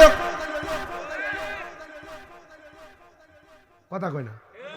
তার মানে বোঝা গেছে যে ফিসাবরা যে মাজারের লগে মাদ্রাসা দিছে না, ফিসাবরা শুধু টেহা খাইছে, ইটা ফিসাবের হাদিয়া দন যাইব। কথা কয় না? দন যাইব বন্ধ। হুদাহুদি ফিসাব বাচ্চা টেহা দন দিত। আপনার কি কষ্ট দিতেছে? ইটা ওয়াজ আমরা বহু সুন্নির আরো গায়ে লাগে জায়গা, গায়ে লাগলে আমার কি হইছে? আমার ওয়াজ যে জায়গায় মনে আছে, কোন জায়গায় কোন তো একজন কারোর মনে আছে জায়গাটা কোন জায়গায়? তো ওয়াজটা এনে রেখে যাবেন। হ্যাঁ, 6 দায়িত্ব জানাজার নামাজের দোয়া। এখন আপনার মা মরছে, বাপ মরছে, হুজুর কইতেছে কিটা কন্যা, তো জোরে কন্যা লাশের খাটটার এমনি টান দিয়ে ধরবে। এই মোল্লা, আমার মা মরছে, আমি জানাজার দোয়া করবো, তুই বাধা দেবেন না কে রে? যদি দোয়ার যদি কোনো দলিল না পান বাইন্দা রাখবেন, রাখকে আম করে খবর দিয়েন। আমরা কমু যে দোয়ার দলিল আছে, এ মোল্লা প্রমাণ করবো যে দোয়ার কোনো দলিল নাই। মোল্লা আপনার মা বাপের দোয়ার থেকে আপনার বঞ্চিত করতেছে, এ মোল্লা আপনার দোয়ার থেকে বঞ্চিত করে 7 দিন না 40 বেদাত, ইটা খাওন যাইতো না। রানা মাস্টার নামের একটা দেখবেন হিন্দু থেকে বলে মুসলমান এসে, এক হইতেছে 40 খাওন বেদাত বেদাত কইয়া, 7 দিনে খাওন বেদাত বেদাত কয়ে, কুলখানি বেদাত বেদাত কয়ে ঘুরাইতেছে। ইটা খবর লয়ে দেখেন, ইটা মুসিম এতরের ফুট হইয়া মুসলমান হইয়া ইসলাম ধর্মটারে বেজ্জুত করার জন্য নামের মুসলমান দাবি করছে। এরা মানুষকে খাওয়ায়ও না, কিন্তু মানুষেরটা খাইতে পছন্দ করে। এরা বেদাত কয়, কিন্তু কয় যে এটা যদি করো এটা খাওয়ায়ও না, এটা বেদাত, কিন্তু বিরিয়ানিটা রাইন্দা আমরা মাদ্রাসার দিলাম, এটা যায়। কথা কন না কেন? আছে কি নাই? আমার কথা হচ্ছে কারোর বিরোধিতা না ভাই সাহেব, জায়েজ না না জায়েজ দলিল দিয়া বুঝেন। কথা কইলে দলিল দিয়া বোঝার দরকার আছে না নাই? আল্লাহর নবীজির কাছে আয়েশা ডাক দিয়ে বলেন, ইয়া রাসূলুল্লাহ, নবীজি আপনার কাছে জানতে চাই, আপনি বলেন না হাল বাকিয়া মিন বিররি আবওয়াইয়া শাইউন আবাররুহুমা বিহি বাদা মাউতিহিমা। ইয়া রাসূলুল্লাহ, আপনার কাছে জানতে চাই, আপনি বলেন আমাদের মা বাবা মারা যাওয়ার পরে আমাদের কোনো দায়িত্ব আছে কিনা? নবী আমার বলেন 1 নাম্বার, হ্যাঁ দায়িত্ব আছে। ইয়া রাসূলুল্লাহ, কি দায়িত্ব? নবী বলেন 1 নাম্বার আসসালাতু আলাইহিমা, আম্মা আব্বার জন্য দোয়া করা দায়িত্ব। মৃত্যুর আগে না পরে? এনে কি কইছে জানাজার পরে? এনে কইছে লাশ দাফনের পরে? কইছে কোন জায়গায়? কইছে কোন জায়গার পরে? মৃত্যুর পরে। এবার মৃত্যুর পরে যখন যে জায়গায় যেমনে যতবার পারেন ইচ্ছা মতো দোয়া করুন। কথা কয় না? শুধু একবার আমরা এলাকাতে একজনে কইছিল যে বেদাত, আগে জানাজার নামাজ পড়েই দোয়া করইতো, এখন লাশ বাড়ির থেকে বিদায় নেওয়ার সময় কিয়াম করে দোয়া করে মারহাবা কই জনিতা বন্ধ না করতে পারে। কথা কয় না? পারবো বন্ধ করতো? সুযোগ নাই বেটা। এটা কইলে আমরা এলাকার ফলাই উঠি দে, এই মুলুবি করতে এসে বাদ দেইতা। শোনেন আমার প্রিয় মুসলমানেরা, নবী আমার বলেন 1 নাম্বার আম্মা আব্বার ইন্তেকালের পরে দোয়া করা। 2 নাম্বার ওয়াল ইস্তিগফারু লাহুমা, আম্মা আব্বার জন্য ক্ষমা প্রার্থনা করবা। দেখবেন আবার নতুন নতুন গুমটা শায়েখ আল মাদানী নামে জাল মাদানী আসছে, যারা এসে বলতেছে সমাজের ভিতরে কোরআন খতম কইরা কুল খতম কইরা মা বাবার জন্য দোয়া করলে মা বাপ কিছু পায় না, মা বাপ কিছু পায় না, যে পরে সে এটা সওয়াব পায়। আচ্ছা বাবা বলেন তো, 10 জন 15 জন আলেম আইনা, 10 জন 15 জন মাদ্রাসার ছাত্র আইনা যখন কোরআন খতম পড়া হয়, যখন খতমে কুল পড়া হয়, তখন দোয়া করার সময় মৌলভী সাহেব হুজুর সাহেব কি শুধু নিজের মা বাবার জন্য দোয়া করে নাকি যারা দাওয়াত দাওয়াত করে আনে, তারার মা বাবার জন্য দোয়া করে না? করে। শুধু বলে না, আল্লাহর দরবারে ফরিয়াদ করে, আল্লাহ যে কোরআন খতম করা হয়েছে, খতমে কুল করা হয়েছে, এটার ওসিলায় মৃত ব্যক্তির কবরটারে তুমি জান্নাতের বাগান বানাও, তার জীবনের গুনাহ মাফ করে দাও। আব্বাজি আপনি নামাজ পড়েন না, রোজা রাখেন না, ওলামায়ে কেরাম নামাজ রোজা পড়ে বিদায়, এরা দোয়া করলে দোয়া কবুল হওয়ার গ্যারান্টি আছে, আল্লাহ তাআলা কবুল করার গ্যারান্টি আছে। এজন্য ওলামায়ে কেরামকে দাওয়াত করা হয়। কিন্তু নতুন ফতুয়া বেদাত বেদাত বেদাত বেদাত বলতেছে।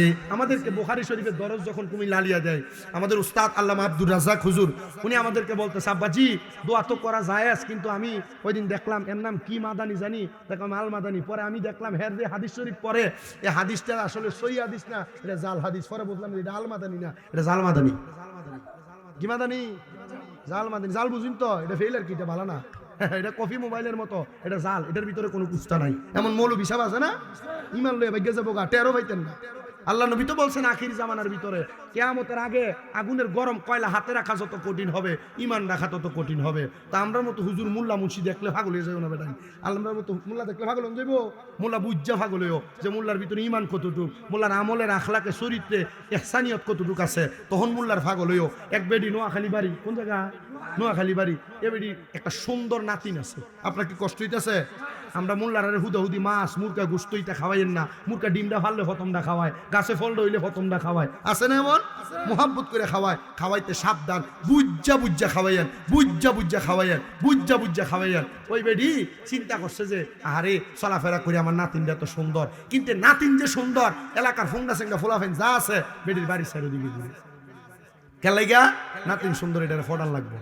এলাকার একটার ভিতরে আছে, ফোংনাডির ভিতরে ব্রিটিশ একটা, দাদির কাছে গেছে, দাদি গো তোমার নাতিটা তো, তুমি তো বুড়া মানুষ, তোমার খেদমতের লেগে লুকটুক লাগে, তোমার যদি কোনো কাম লাগে তুমি আমারে তোমার কাছে রাখো, আমি তোমার খেদমত টেদমত করতাম। দাদি গো বেটা আমি তো চলতাম পারি না, তোরে বেতন দেবো কই থেকে? আগো দাদি বেতন দেওয়া লাগতো না, তুমি আমার দোয়া দি লইব। কি দাদি লইব? আসলে কি তার উদ্দেশ্য দোয়া না নাতি? কথা কেন? দোয়া না নাতি? নাতি। আমার বেতন লাগতো না, টাকা পয়সা লাগতো না, আমরা এনে থাকলে চলবো। আমি ঢুকছি ইটা কইয়াতে শিখো না, ঢুকে ইমানদার লিয়ে ভাগ্য যাবে, টেরো পাও না, কথা কয় না? হ্যাঁ দাদি জায়গা দিচ্ছে, বেটা ঠিক আছে যেহেতু বেতন লাগতো না, দোয়া দিলে চলবো, তুই থাক, তুই আমার খেদমত টেদমত করিস, পানি টানি লাগলে আমার আগে এটা গিয়ে দিস। এখন দাদি যা ডাক দেয় এখন তোরে যে আমি ডাক দিব, তোর নামটা কইতে আমার কস না, কইতেছে দাদি কেমনে কইতাম নামটা, আমার নামটা কইতে আমার শরম করে গো। দাদি কই নামটা কিতা কস না? আমার নাম নাতিন জামাই।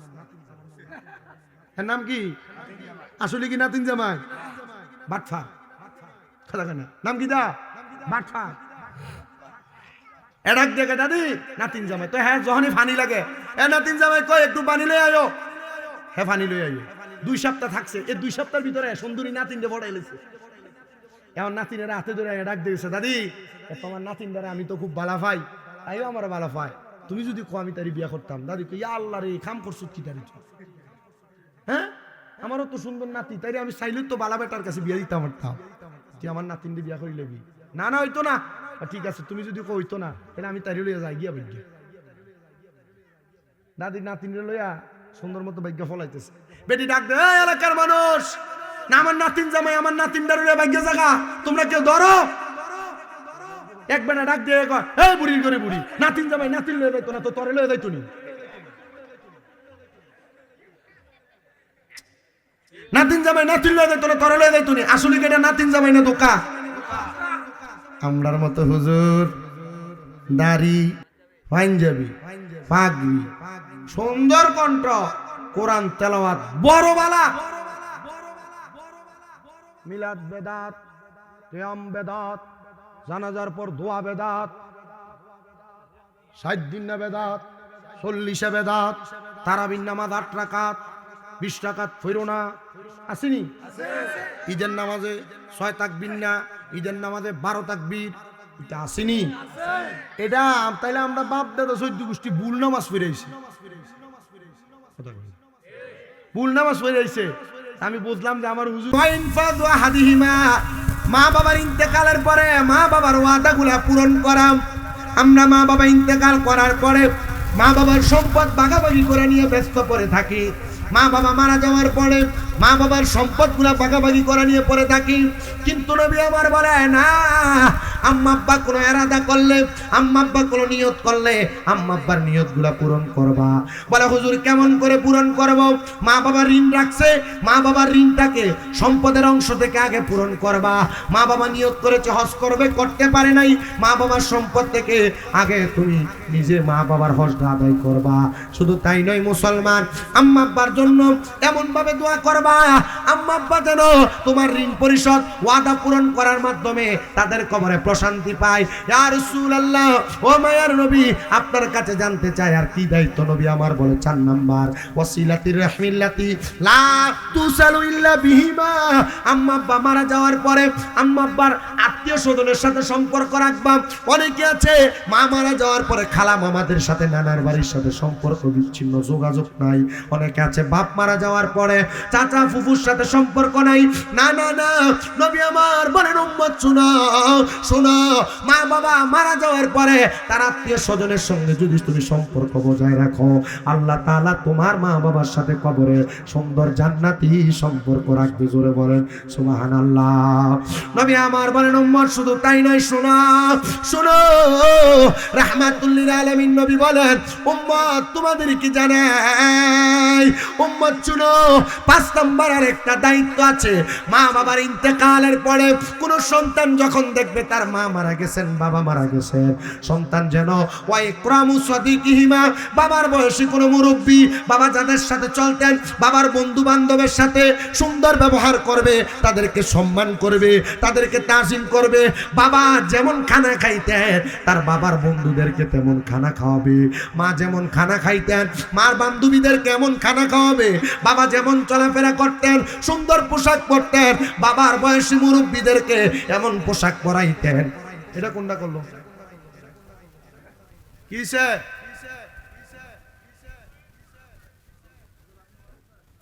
না না, সুট ধরছে। হ্যাঁ রে কামলা রে হয়েছে। এই গতকালকে আমার মাহফিল ছিল হোমনা, এটা হলো হোমনা মাথাভাঙ্গা মুন্সিকান্দি। যখন মাহফিল ছিল ওই মাহফিলের মাঝখান দিয়া এও এলাকাতে ডাকাত ধরছে। এখন কোন জায়গায় সুট ধরছে এখন সব উঠে গেছে। আমার মাহফিলটার ভিতরে আইলই এমন একটা বেজার লাগে জায়গারই। আমি আবার চিন্তা করছি যে এটা কইতে ধরছে, সুটটার দৌড়া ভালো স্টেজে লইয়া আরো কত সালাম করি। সবাই একটু দরুদ শরীফ পড়েন, আল্লাহুম্মা সাল্লি আলা মাদেনা বিয়ানা মাওলানা মুহাম্মাদ আল্লাহুম্মা সাল্লি। ফুরাই নেই স্যান্ডেলের বাক্স দিয়েছে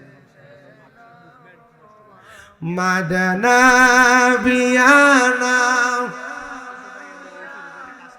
মাও দয়াল নবীর এশকের আগুন লাইগাছে যার কলিজায়। দয়াল নবীর এশকের আগুন লাইগাছে যার কলিজায়। হায়রে প্রাণ বরিয়া জানাই সালাম ওই নবীজির পাক রওজায়। আল্লাহুম্মা সাল্লি আলা মুহাম্মাদ নাবিয়ানা মাওলানা। বন্ধুরে আমি আপনাদের কাছে আমার বয়ানটার ইতি টানবো, তবে আমার প্রত্যেকটা কথা শেষ করে তারপর ইতি টানবো। কারণ ধান ঝাড়লে সিডা দূর হয়, এটা সিডার মতো। এগুলা গেছে সোর দেখবার লাইগা, ওয়াদে মনোযোগ নাই। তাবারুক দেওয়ার সময় হইলে এগুলা এসে বসবে, খাইবো, পেট ফুরাইবো, আবার ঘুমাইবো, ফজরও ভরতো না।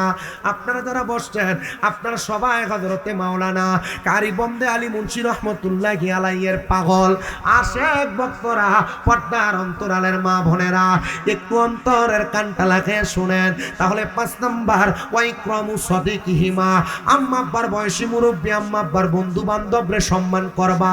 মা বাবারে কোনো কিছু দিতে পারো না, মা বাবা কবরের বাসিন্দা। আম্মা আব্বার বয়সী মুরব্বীদেরকে সুন্দর লুঙ্গি দিবা, বাবার বয়সে মায়ের বয়সে একটা কাপড় দিয়া দিবা, দেখবা তোমার আম্মা আব্বা কবরে প্রশান্তিতে থাকবে।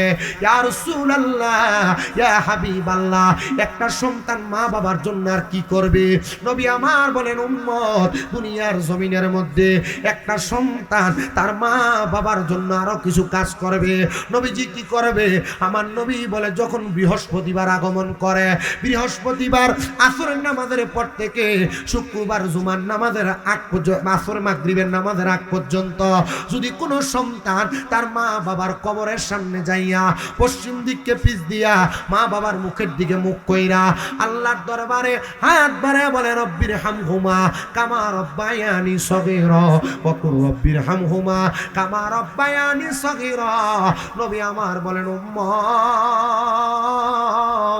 ও উম্মতের দলেরা, এমন দোয়া করতে দেরি আমার আল্লাহ তাআলা ওই সন্তানের মা বাবার জীবনের গুনাহ মাফ করে দেয়, মাফ করে দেয়, মাফ করে দেয়।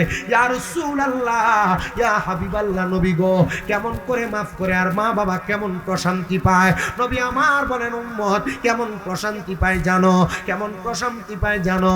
একটা মানুষ সমুদ্রের মধ্যে, নদীর মধ্যে ডুবে যাচ্ছে, এমন টাইমে একটা নৌকা নিয়া ওই ডুবন্ত ব্যক্তিকে উদ্ধার করলে ডুবন্ত ব্যক্তি যেমন খুশি হয়ে যায়, একটা মা তেমন খুশি হয়ে যায়, একটা বাবা তেমন খুশি হয়ে যায়। এ আমার শিকানিকা এলাকার বাবারা, ও আমার আশেপাশে এলাকার পর্দার অন্তরালের মা বোনেরা, আজকে আপনারা যারা জান্নাতের বাগান মাহফিলে বসলেন, খবর তো পাইলাম মহিলাদের জায়গা হয় না, তারা প্যান্ডেল পুরা বসে আছে। এ আমার আম্মুজিরা, আমি আপনাদের সবার কাছে একটা আবদার করি গো মা, আপনারা তো আম্মা আব্বার কবরের সামনে যাইতে পারবেন না। নবী আমার শিখিয়ে দেয় মহিলারা যখন দোয়া করবে তারা যেন রব্বির হামহুমা কামা রব্বায়ানি সগীরা ওয়া কুর রব্বির হামহুমা কামা রব্বায়ানি সগীরা বইলা আল্লাহর দরবারে দোয়া করে। আমার আল্লাহ তাআলা তাদের দোয়া সাথে সাথে কবুল করে নেয়। হে মুসলমান শুনো, হে পর্দার অন্তরালের মা শুনো, এই জান্নাতের বাগানে তোমরা যারা আসলা, দোয়া করার মতো সুযোগ তোমাদের আছে কিনা আমি জানি না, তবে আমি একটা কথা বলে দিয়ে যাই, আপনার দোয়ার বরকতে যদি আপনাদের মা আপনাদের বাবা কবরে শান্তি পায়, এরা ডাইরেক্ট আপনার জন্য আল্লাহর দরবারে দোয়া করবে। অনেকেই তো বলে কবরবাসীরা আমাদের জন্য কিছু করতে পারে না, কবরবাসীরা তাদের কবরে তারা মৃত অবস্থায় আছে, তারা অসহায়। না না না, মুসলমান না। আল্লাহর নবীর মুসনাদে আহমদের হাদিস পড়েছি, আল্লাহর নবীর তিরমিজির হাদিস পড়েছি, আল্লাহর নবীর বুখারীর হাদিস পড়েছি, আল্লাহর নবীর ইবনে মাজার হাদিস পড়েছি। এই 4টা কিতাবের হাদিস পড়া আমি দেখলাম দুনিয়ার জমিনের মধ্যে যখন কোন কোরআনের বাগান, হাদিসের বাগান, সুন্নাহর বাগান মানে ওয়াজ মাহফিলের ইন্তজাম করা হয়, আমার আল্লাহ তাআলা ওই এলাকার কবরবাসীগুলা রূহগুলাকে উন্মুক্ত করে দেয়, কবর থেকে ছেড়ে দেয়। মাহফিলের ডাইনে বামে সামনে পেছনে ওই রূহগুলা ঘুরতে থাকে। একটা ফকির যেমন ভাবে ভিক্ষা চায়, ওই কবরবাসী রূহগুলা তেমন ভাবে ডাক দিয়া বলে, এ আমার সন্তান, এ আমার সন্তান, আমার জন্য একটু ইসালে সওয়াব পড়ো, আমার জন্য একটু দোয়া করো। শুধু তাই না, আজকে যে আপনারা হযরতে বন্দে আলী মুন্সির দরবার শরীফের মধ্যে মাহফিলে বসলেন, আপনারা কি জানেন হযরত বন্দে আলী মুন্সি ওনার মাজারাতের মধ্যে ওনার মাহফিলের আশেপাশে ঘোরাফেরা করে। উনি দেখতেছে বলে হুজুর কি বলেন, উনি তো মারাই গেছে। না না না না না, উনি মারা যায় নাই।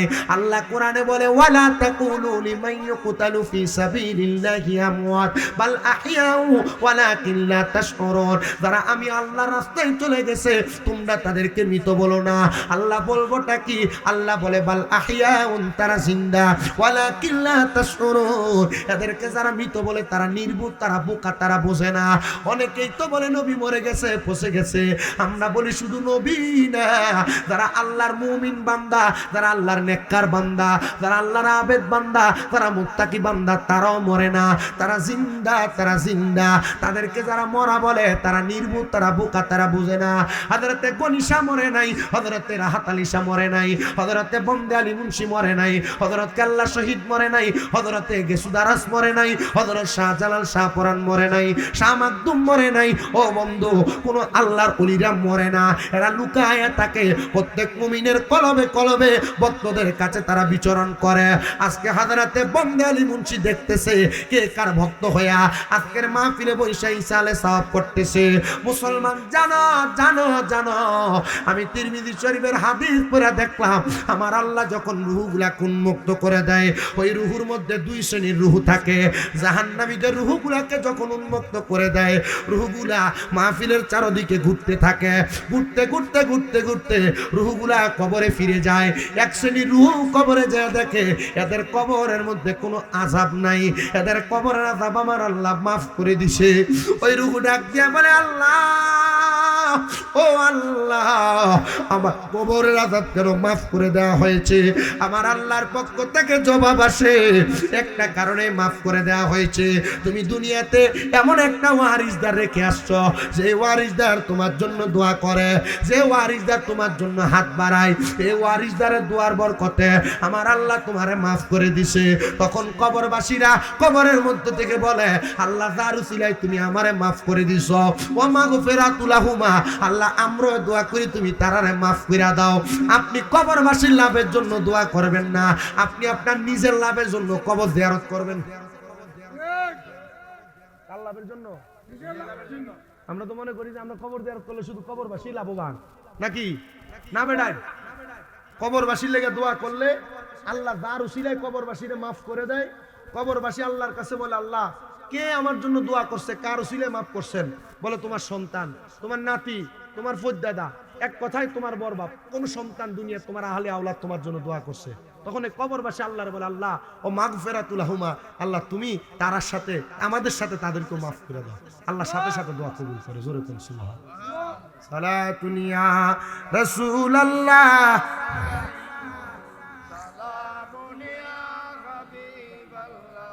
আলাইকুম সালাতুন ইয়া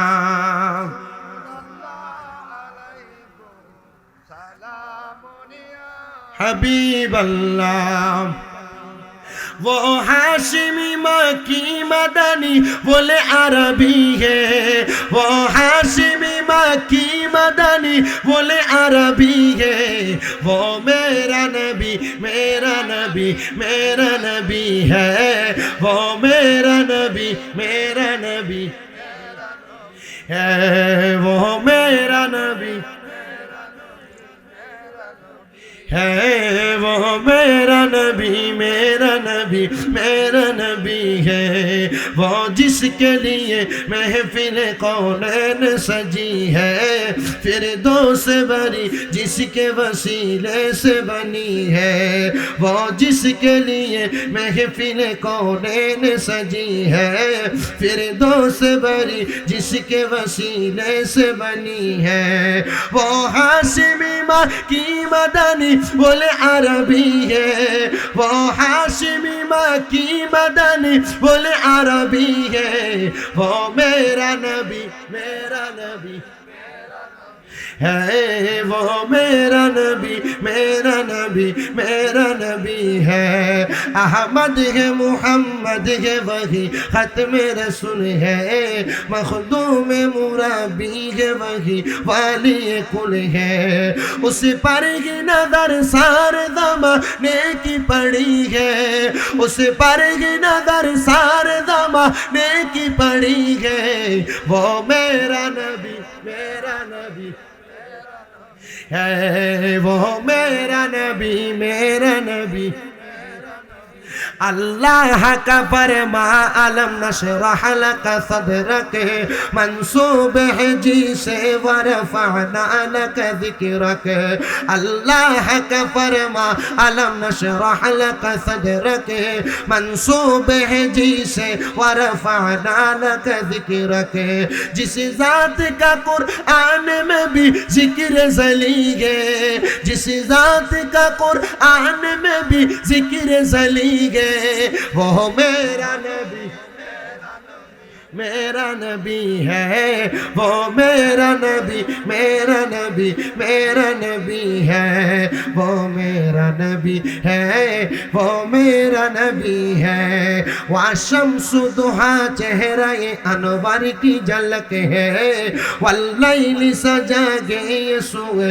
हजरत की लसक है आलम को जिया जिसके वसीले से मिली है आलम को जिया जिसके वसीले से मिली है वो मेरा नबी मेरा नबी मेरा नबी है वो मेरा नबी मेरा नबी मेरा नबी है वो जिसके लिए महफिल कौनैन सजी है फिर दो से बनी जिसके वसीले से बनी है वो मेरा नबी है वो मेरा नबी है वो मेरा नबी है वो मेरा नबी है वो मेरा नबी है वो मेरा नबी है मुसलमान আর ডাইনে বামে তাকাই না আমি আমার আলোচনাটারে পরিপূর্ণ শেষ করার চেষ্টা করব প্রিয় মুসলমান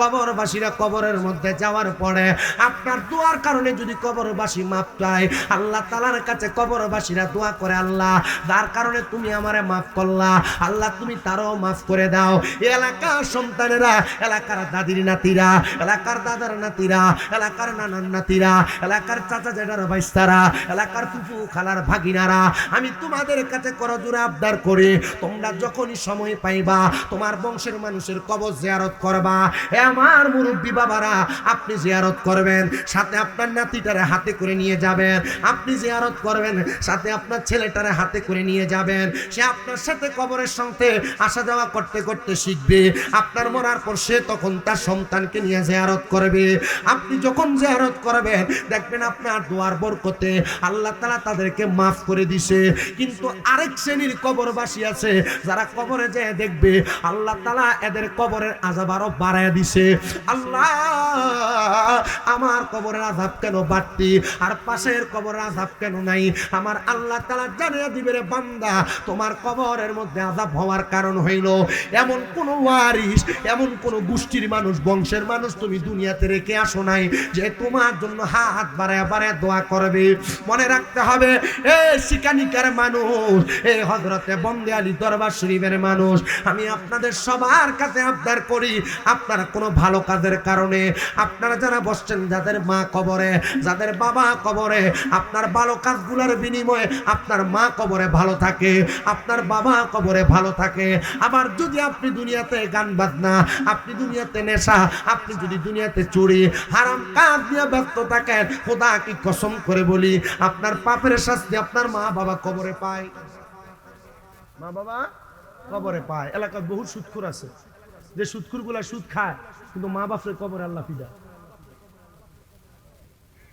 এলাকাতে অনেক হারাম খায় যারা হারাম খায় কিন্তু এদের হারাম খাওয়ার কারণে মা বাবা কবরে শাস্তি পায় আছে না অনেক আছে না অভাব না আবার আমাদের সমাজের কিছু মানুষের সুদখোরগুলারে ধরে মসজিদের সভাপতিও বানায় আছে না দেখবেন আমাদের সমাজের অনেক মানুষ দেখবেন সুদখোর আর ঘুষখোর গুলারে ধরে এলাকার সর্দার মাতাব্বর বানায় আছে না অভাব না আছে না জোর হইতো চিন্তা করে হুজুর কান লাগে কমো ঠিক গেলে তো সুদখোরতে নিজে ওটা হালত ন লাগে কথা কয় নাকি লেগা আবার এইটা সুদখোরে মসজিদের সভাপতি যে বানাও ইমাম সাহেবের লগে বাদে ব্যবহার করে আবার মসজিদের কয়েকজন এলাকার মানুষের জিগাইলে সুদখোরের সভাপতি বানাইলি কেন লেগা না না মাতিস না ইয়া ওই মসজিদ সাত ডালে দিবার সময় রটটিতে হয়ে দিছিল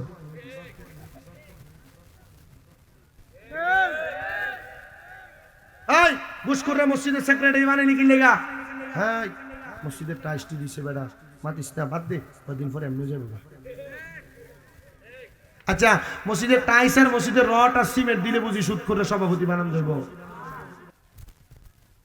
কালকে সকালে শিকারিকার দোহানে বই থাকতো না সুদখোর তুমি দেখছো আর আমারও একটু বুঝতে কষ্ট হয় এরা কি একটু শরম নাই এরা কি একটু লজ্জা নাই এরা কি একটু হায়া নাই সুদের টাকা ঘুষের টাকা খাই এরা কেমনে যায় সর্দারি করবার লাগে এলাকার বহুত সর্দার আছে দেখবেন হিসাব মিলে 200 টাকা দিলে বালা বিচারে ঘুরে এলাম এক কাপ সার কাছে বিষয় উচিত বিচারে বেশি করে আছে না নাই কি জবাব রে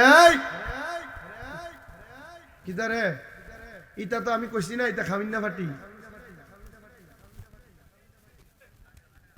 জ্বালাইছে না ওর রাস্তা দেখো না রেডিসন ব্লুর বিছনা বানাই গেছে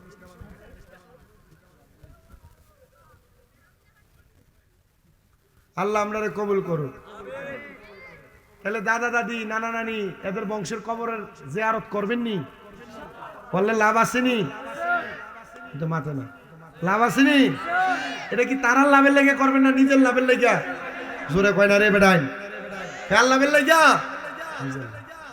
আপনার আমরা লেগে দোয়া করবেন বেশি আমি ওয়াজ মাহফিল যে কথাগুলো বলি কথাগুলোর উপর আপনার আমি কিতা হোক আচ্ছা কে কইতে পারবেন যে আমি মাইক ধরছি যে কতক্ষণ হয়েছে কেউ কইতে পারবেন কিতা কয়টাতে ধরছি তুমি তো হাজরাইল আমি 12:20 মাইক ধরছি 1:20 ও মা আচ্ছা 1.5 ঘন্টা কোন দিক দিয়ে গেছে আপনার কি টের পাইছে আমি এই তালের বক্তা আমার ওয়াজের টাইম কোন দিক দিয়ে যাবে আপনি টের পাবেন না এই যে টানা ওয়াজ করছে আপনি টের পান নাই বুঝেন নাই সময় চলে গেছে আমার ওয়াজের সময় এমনি যায় না আমি তো জিকির কমই করি আজকে বেশি করছি আজকে কেটা জানি করছি হুজুর আজকে জিকিরটা বেশি করে করি মাজারের মাহফিল তো মারহাবা কন্যা আচ্ছা এই 1.5 ঘন্টা সময়ের উপরে 1 ঘন্টা 37 মিনিট অথবা সরি কয় মিনিট 54 মিনিট 37-34 মিনিট যে কথাগুলো বললাম এই কথাগুলোতে আমাদের আমল করার দরকার আছে তো বাবা করবেন ইনশাআল্লাহ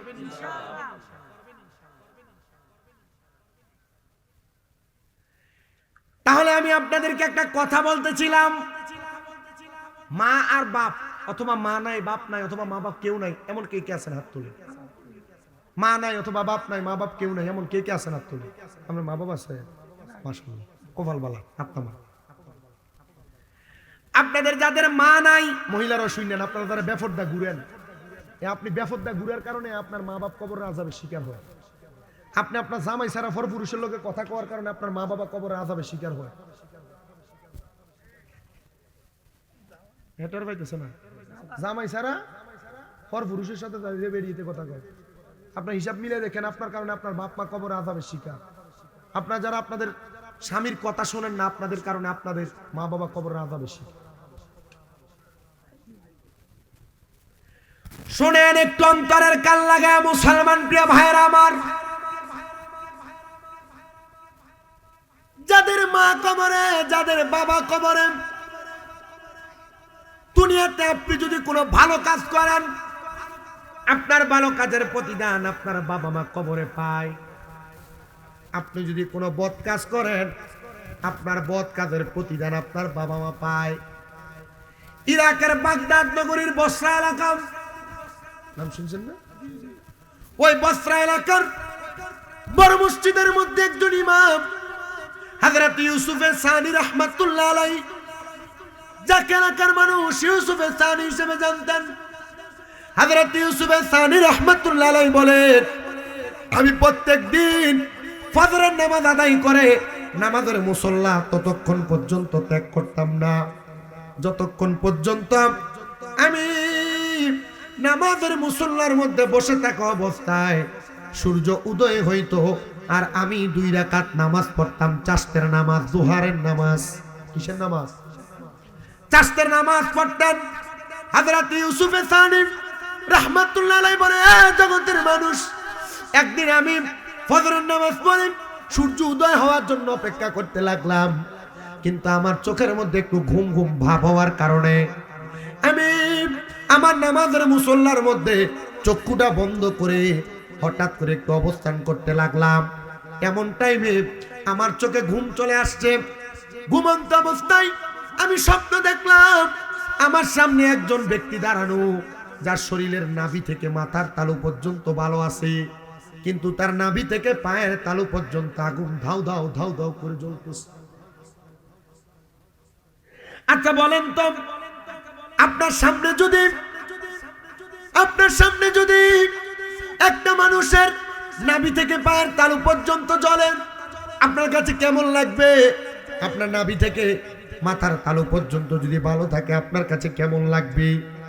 ভালো লাগবে না, ভালো লাগবে না। হযরত ইউসুফ সানি রাহমাতুল্লাহ আলাইহি বলেন, এ জগতের মানুষ তোমরা শুনো, আমি তোমাদের কাছে একটা আবদার জানাই। আমি যখন দেখলাম ওই ব্যক্তিরে, তোমার অবস্থা এমন কেন, তার আমি প্রশ্ন করলাম। সে আমারে ডাক দিয়ে কয়, এই ইউসুফে সানি, আমার অবস্থা এমন হওয়ার কারণ হলো একটা। বলে কারণ কি? বলে আমি যখন ইন্তেকাল করি, আমার একটা কন্যা যার বয়স 9 বছর বয়স, কোন বর্ণনায় দেখলাম যার বয়স 11 বছর বয়স, আমি আমার কন্যাটারে 7 বছর বয়স থেকে কোরআনে হাফেজা বানিয়ে ফেলছি। কিন্তু আমি যখন ইন্তেকাল করি, আমার স্ত্রীর গর্ভে 7 মাসের একটা বাচ্চা ছিল। আমি ইন্তেকাল করে কবরে চলে আসছি। আমার আল্লাহ তাআলা আমার ওই মেয়েটা যেটা স্ত্রীর গর্ভে 7 মাসের ছিল, এটা জন্মগ্রহণ করার পরে ওই মেয়েটা বেপরদা বেহায়াপনা করে চলার কারণে আল্লাহ তাআলা আমি আব্বা জানের কবরের মধ্যে আযাব দিতেছে, আযাব। হযরত ইউসুফ সানি বলেন, আমি আর ওই দিন চাষের নামাজ পড়লাম না। আমি তাড়াতাড়ি বসরা নগরীর মসজিদ থেকে বের হইয়া, বসরা না, দামেস্ক নগরীর মসজিদ থেকে বের হইয়া আমি পুরা দামেস্ক এলাকা তালাশ করতে লাগলাম। হে দামেস্ক এলাকার মানুষ, এমন কোন মহিলা আছো কিনা যার স্বামী তোমার গর্ভের মধ্যে একটা বাচ্চা 7 মাসের রাইখে ইন্তেকাল করছে, আর একটা মেয়ে 11 বছরের রাইখে ইন্তেকাল করছে? আসো নাকি এমন কোন মহিলা? জবাব দাও, জবাব দাও। আল্লাহর হযরত ইউসুফে সানি বলেন, কত দরজার মধ্যে গেলাম গো, কোনো মানুষ আমি পাইলাম না। কিন্তু আমি হঠাৎ করে এমন একটা ঘর দেখলাম, যে ঘরটা নিরিবিলি জঙ্গলার একবারে পার্শ্ববর্তী জায়গায়, পাহাড়ের পাশে। আমি ওই ঘরের সামনে যাইলাম, ডাক দিলাম, আসসালামু আলাইকুম ওয়া রাহমাতুল্লাহ, আসসালামু আলাইকুম ওয়া রাহমাতুল্লাহ। আমি দ্বিতীয়বার সালাম দিলাম, কোনো জবাব নাই। তৃতীয়বার আবার আমি সালাম দিলাম, আসসালামু আলাইকুম ওয়া রাহমাতুল্লাহ। আমি যখন সালাম দিলাম, আমার সালামের কোনো জবাব নাই। যখন আমি কোনো জবাব পাই নাই, প্রিয় মুসলমান, উনি বলেন আমি তখন ঘরের দরজা থেকে ফিরে যাব। এমন টাইমে ঘরের দরজা খুইলা একটা মেয়ে, আমরা ভাত খাওয়ার পরে হাত ধুইলে যে পানি হয়, এটা আমরা বাসি পানি বলি, আপনারা কি বলেন? বাসি পানি বলেন। এমন নোংরা পানি আমি ইউসুফে সানির পবিত্র পোশাকের মধ্যে এভাবে ফিক্কা মেলা মারছি। আমার কাছে বড় অবাক লাগলো। আমি তাদের ঘরে আইসা তাদেরকে সালাম দিলাম। সালাম দিলেন, স্বাভাবিকভাবে একজন মানুষ জবাব দেয়, কিন্তু এই মেয়েটা আমার গায়ের মধ্যে পানি মারলো। আমি বড় কষ্ট পাইলাম। এমন টাইমে আরেকটা গলা দিয়ে আওয়াজ আসতেছে, মেয়ের গলা, ওয়া আলাইকুমুস সালাম ওয়া রাহমাতুল্লাহি ওয়া বারাকাতু। আমি তার সালামের জবাব পাইয়া পেছনের দিকে ফিরে তাকাইলাম না। দ্বিতীয়বার যখন আমার সালামের জবাব দেওয়া আলাইকুমুস সালাম, আমি দ্বিতীয়বারও পেছনের দিকে ফিরে তাকাইলাম না। তৃতীয়বার আমার সালাম জবাব দেয়, আমি তৃতীয়বারও পেছনের দিকে ফিরে তাকাইলাম না। আমার চতুর্থবার আর সালামের জবাব, আর আমার উল্টা মেয়েটা সালাম দেয়, আসসালামু আলাইকুম ওয়া রাহমাতুল্লাহ। আমি সালামের জবাবটা পাইলাম, আল্লাহর দরবারে ফরিয়াদ করলাম, আল্লাহ যেহেতু আমার সালাম দিল, তাহলে মেয়েটা বড় বুঝের মানুষ। আমি তার দিকে ফিরে তাকাইলাম। আমি তাকায় বললাম, মা, তোমরা দুইজন মেয়ে দাঁড়ানো, বলো কে আমার সালামের জবাব দিছে আর কে আমার গায়ের মধ্যে ফানি ফিকা মারছে। এবার একটা মেয়ে বলে, হুজুর মনে কষ্ট নিবেন না, আমি আপনাকে সালাম দিয়েছি, আমার ছোট বোনটা ছোট মানুষ, বুঝে না আপনার গায়ের মধ্যে ফানিটা ফিকা মারছে। আল্লাহর ওলি ইউসুফে সানি কান্দে আর ডাক দিয়া কয়, মা গো মা, এটা কেমন কাজ করলা, কেমন কাজ করলা, বুঝে আসলো না। পর মেয়েটা ডাক দিয়া কই, ইউসুফে সানি, আপনি কেন এমন ভাবে কান্না করেন? আপনার গায়ে আমার বোন পানি মারছে, এজন্য বুঝি আপনার চোখ দিয়া পানি আসতেছে। ইউসুফে সানি ডাক দিয়া কয়, না, এজন্য আমি কান্দি না, আমার গায়ের পোশাকে ময়লা লাগছে, আমি পবিত্র হয়ে গেলে আমার পোশাকের ময়লা চলে যাবে। আল্লাহ, আমি যেই ব্যক্তিটা বাপেরে কবরে দেখলাম অর্ধেক শরীর আগুনে দাউ দাউ করে জ্বলতাছে আর অর্ধেক শরীর ভালো। আমার মনে হয় এই উগ্র মেয়েটা, অবাধ্য মেয়েটার কারণে হয়তো বা আমার আল্লাহ তাআলা তার বাবারে কবরে আযাব দিতেছে। ওই মেয়েটা কালাপ দিয়া হযরত ইউসুফ সানির পায়ের মধ্যে পড়ে গেছে। পায়ের মধ্যে ধরে ডাক দিয়া কই, হুজুর ও হুজুর, আমি তো আমার আব্বারে নিজেই দেখি নাই। হুজুর কি বলেন? আমার আব্বা জান কেমনে গো আমার কারণে কবরের আযাবের শিকার হয়? হুজুর ডাক দিয়া কই, মা গো মা,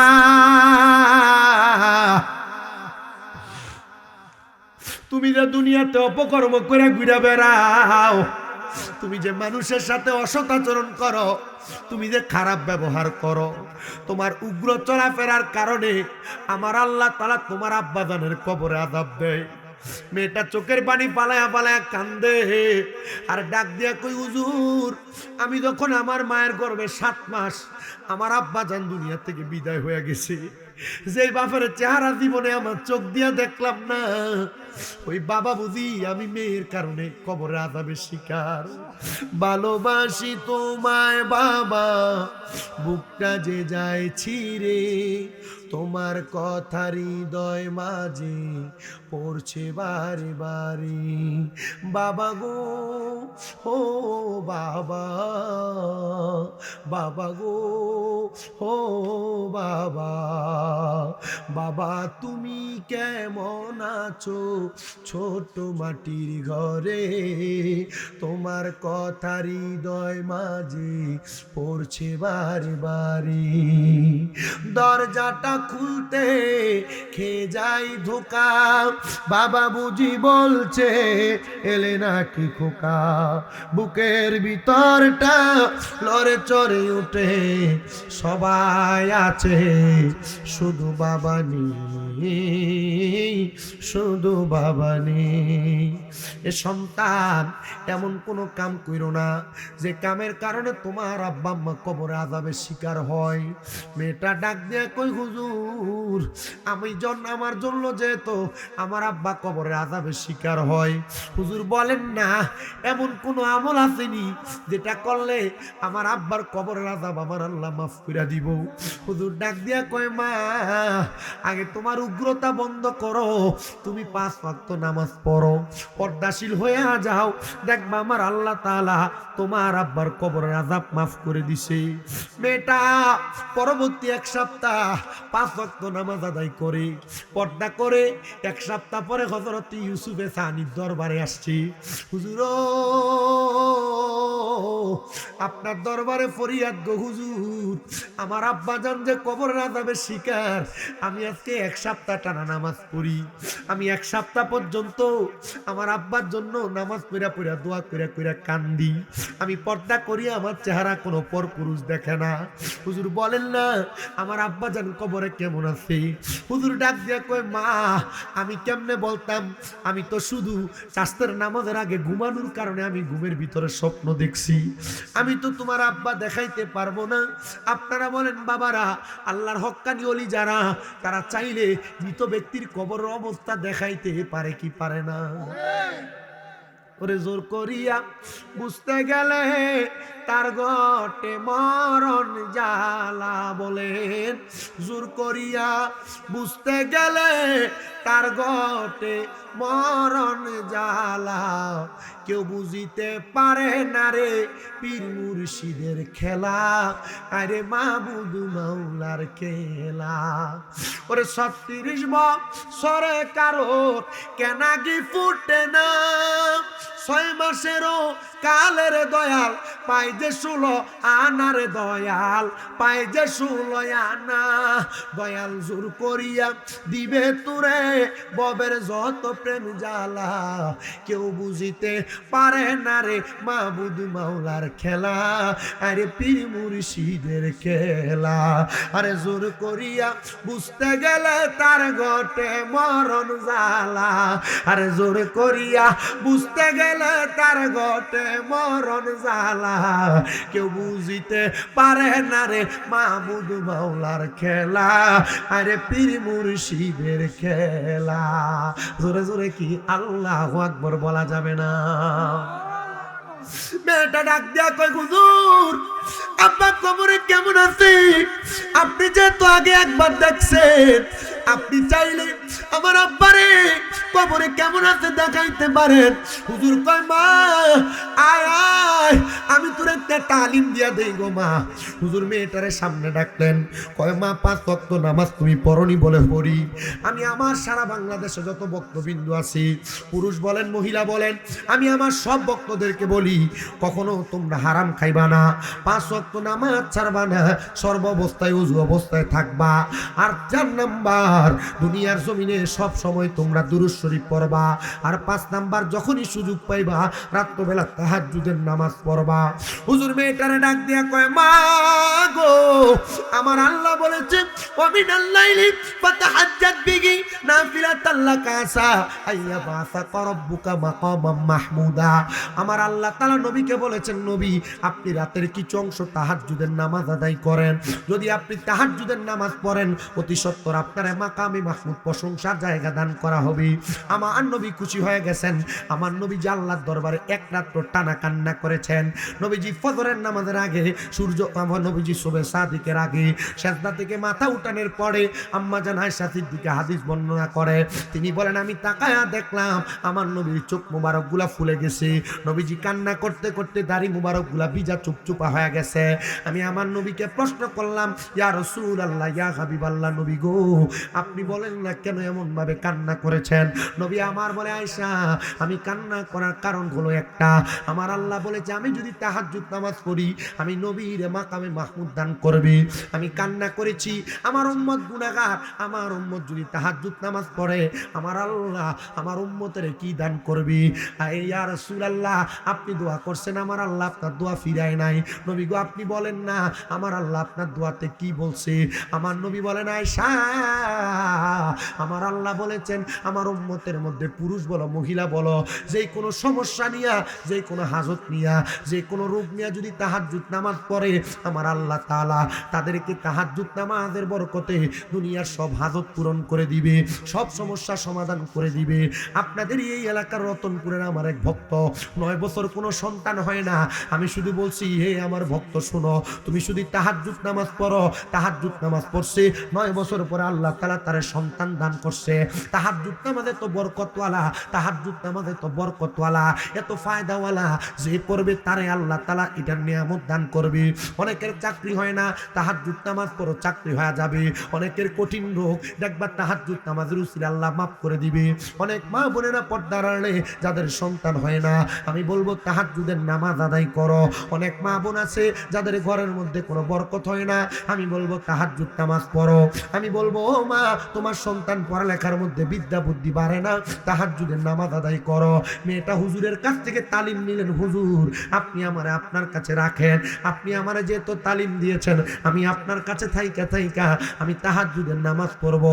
ডাক দিয়ে কয় না গো মা না, আপনি আপনার বাড়িতে চলে যান, আমার এখানে কেন থাকবেন? কারণ একটা মহিলার জায়গা হলো তার সবচাইতে উত্তম জায়গা হলো তার ঘর। আর আমরা এলাকার ভিতরে বহুত জায়গার ভিতরে মাজারের মধ্যে নাম দেয় উরুস মুবারক, বেরিয়েতে নেস্টাতে তুল্লা দেয়, এটা হালাল না, 100% হারাম, 100% হারাম। এটারে কই জিন্দিকার মুরতাদি। আপনারা যারা এই মাহফিলের ভিতরে উরুস মুবারকের নাম দিয়ে গান বাজনা করলে ছোটা হইয়া যান, আল্লাহর কসম করে বলি আপনারা হারাম কাম করেন, আপনারা জিন্দিক হইয়া মারা যাবেন, ঈমান নিয়ে মরতে পারবেন না। আজকে যে এলাকার মানুষ হযরতে কারি বন্দে আলী মুন্সির উরুস মুবারক করছে, এরা তো পারতো গানা দাঁড়াই না গান করাইতে, গান করায় নাই, ওয়াজ মাহফিল করাইছে। এরা জানে গান করা হারাম, বাদ্যযন্ত্র হারাম, এগুলা দিয়ে গান করাইলে বেড়াইত না চাইলে বেরিয়েত না চাইলে আল্লাহ তাআলা বেজার হবে। নারী পুরুষের অবাধ মেলামেশা হইলে যত সওয়াব হইতো তার পরিবর্তে গুনাহ হবে। আমি বলবো আজকের ওয়াজ থেকে যদি একটা মানুষও আপনারা হেদায়েত হইয়া যান, আপনারা যদি জান্নাতে যাইতে চান এই ওয়াজগুলো আপনি কাজে লাগান, দেখবেন জান্নাতের রাস্তা আপনার জন্য সহজ। মেয়েটা বাড়িতে চলে গেছেন হুজুরের কথা মোতাবেক, বাড়িতে যাইয়া 1 দিন 2 দিন 3 দিন তাহাজ্জুদের নামাজ পড়তেছে। প্রিয় মুসলমান ইমানদার শুনো শুনো, অন্তরের কানটা লাগে শোনো। ওই মেয়েটা 3 দিন টানা তাহাজ্জুদের নামাজ পড়ছে। তাহাজ্জুদ নামাজ কখন পড়ে? ফজরের আগে, রাতের শেষ তৃতীয়াংশে। তাহাজ্জুদের নামাজ আদায় কইরাম। মেয়েটা 3 দিন পরে দৌড়ে গেছে, হুজুর হযরত ইউসুফ সানি, আমি তাহাজ্জুদ নামাজ পড়ছি গো। আপনার কথা মোতাবেক তাহাজ্জুদ নামাজ পড়ার কারণে আমি একটা মারাত্মক স্বপ্ন দেখছি। হুজুর ডাক দিয়া কয়, মা কি স্বপ্ন দেখছো গো? ডাক দিয়া কয়, হুজুর আমি দেখছি সাদা রঙের একটা পোশাক পরা একজন ব্যক্তি আমার দিকে আসতেছে হাইটা হাইটা। ওনার চেহারা দেখা যায় না, তবে উনি যেই পোশাক পরছে ওনার পোশাকের ভিতর দিয়ে ওনার চেহারার নূর আমার দিকে আসতেছে। আমি জিজ্ঞাসা করলাম, কে কে আপনি কে? আমারে তিনি জবাব দেয়, হে মা আমার তুমি চিনো না? আমি বললাম, তোমার জন্মদাতা বাবা আব্বা যান, জন্মের পরে আপনার আমি দেখি নাই, আপনি যে আমার সামনে, আপনি না বুঝি আমি মেয়ের কারণে আযাবের শিকার হয়েছেন। হুজুর আমার আব্বা যান আমার তাহাজ্জুদের মুসল্লায় হাজির হইয়া আমি যখন কানতে কানতে বেহুশ হয়ে গেছি, আমার আব্বা আমার মাথাটার ভিতরে এমনি হাতটা বুলিয়ে দিতেছে আর ডাক দিয়া কয়, মা গো মা, তোর মতো মাইয়া থাকতে আমি আব্বার কবরে আযাব হইতে পারে না। তুই যেদিন বলছ বেপরদা বেহায়াপনা করবি না, আমার আল্লাহ তাআলা আমি বাপের সেই দিন মাফ করে দিছি। নূরের পোশাক পরাইছে।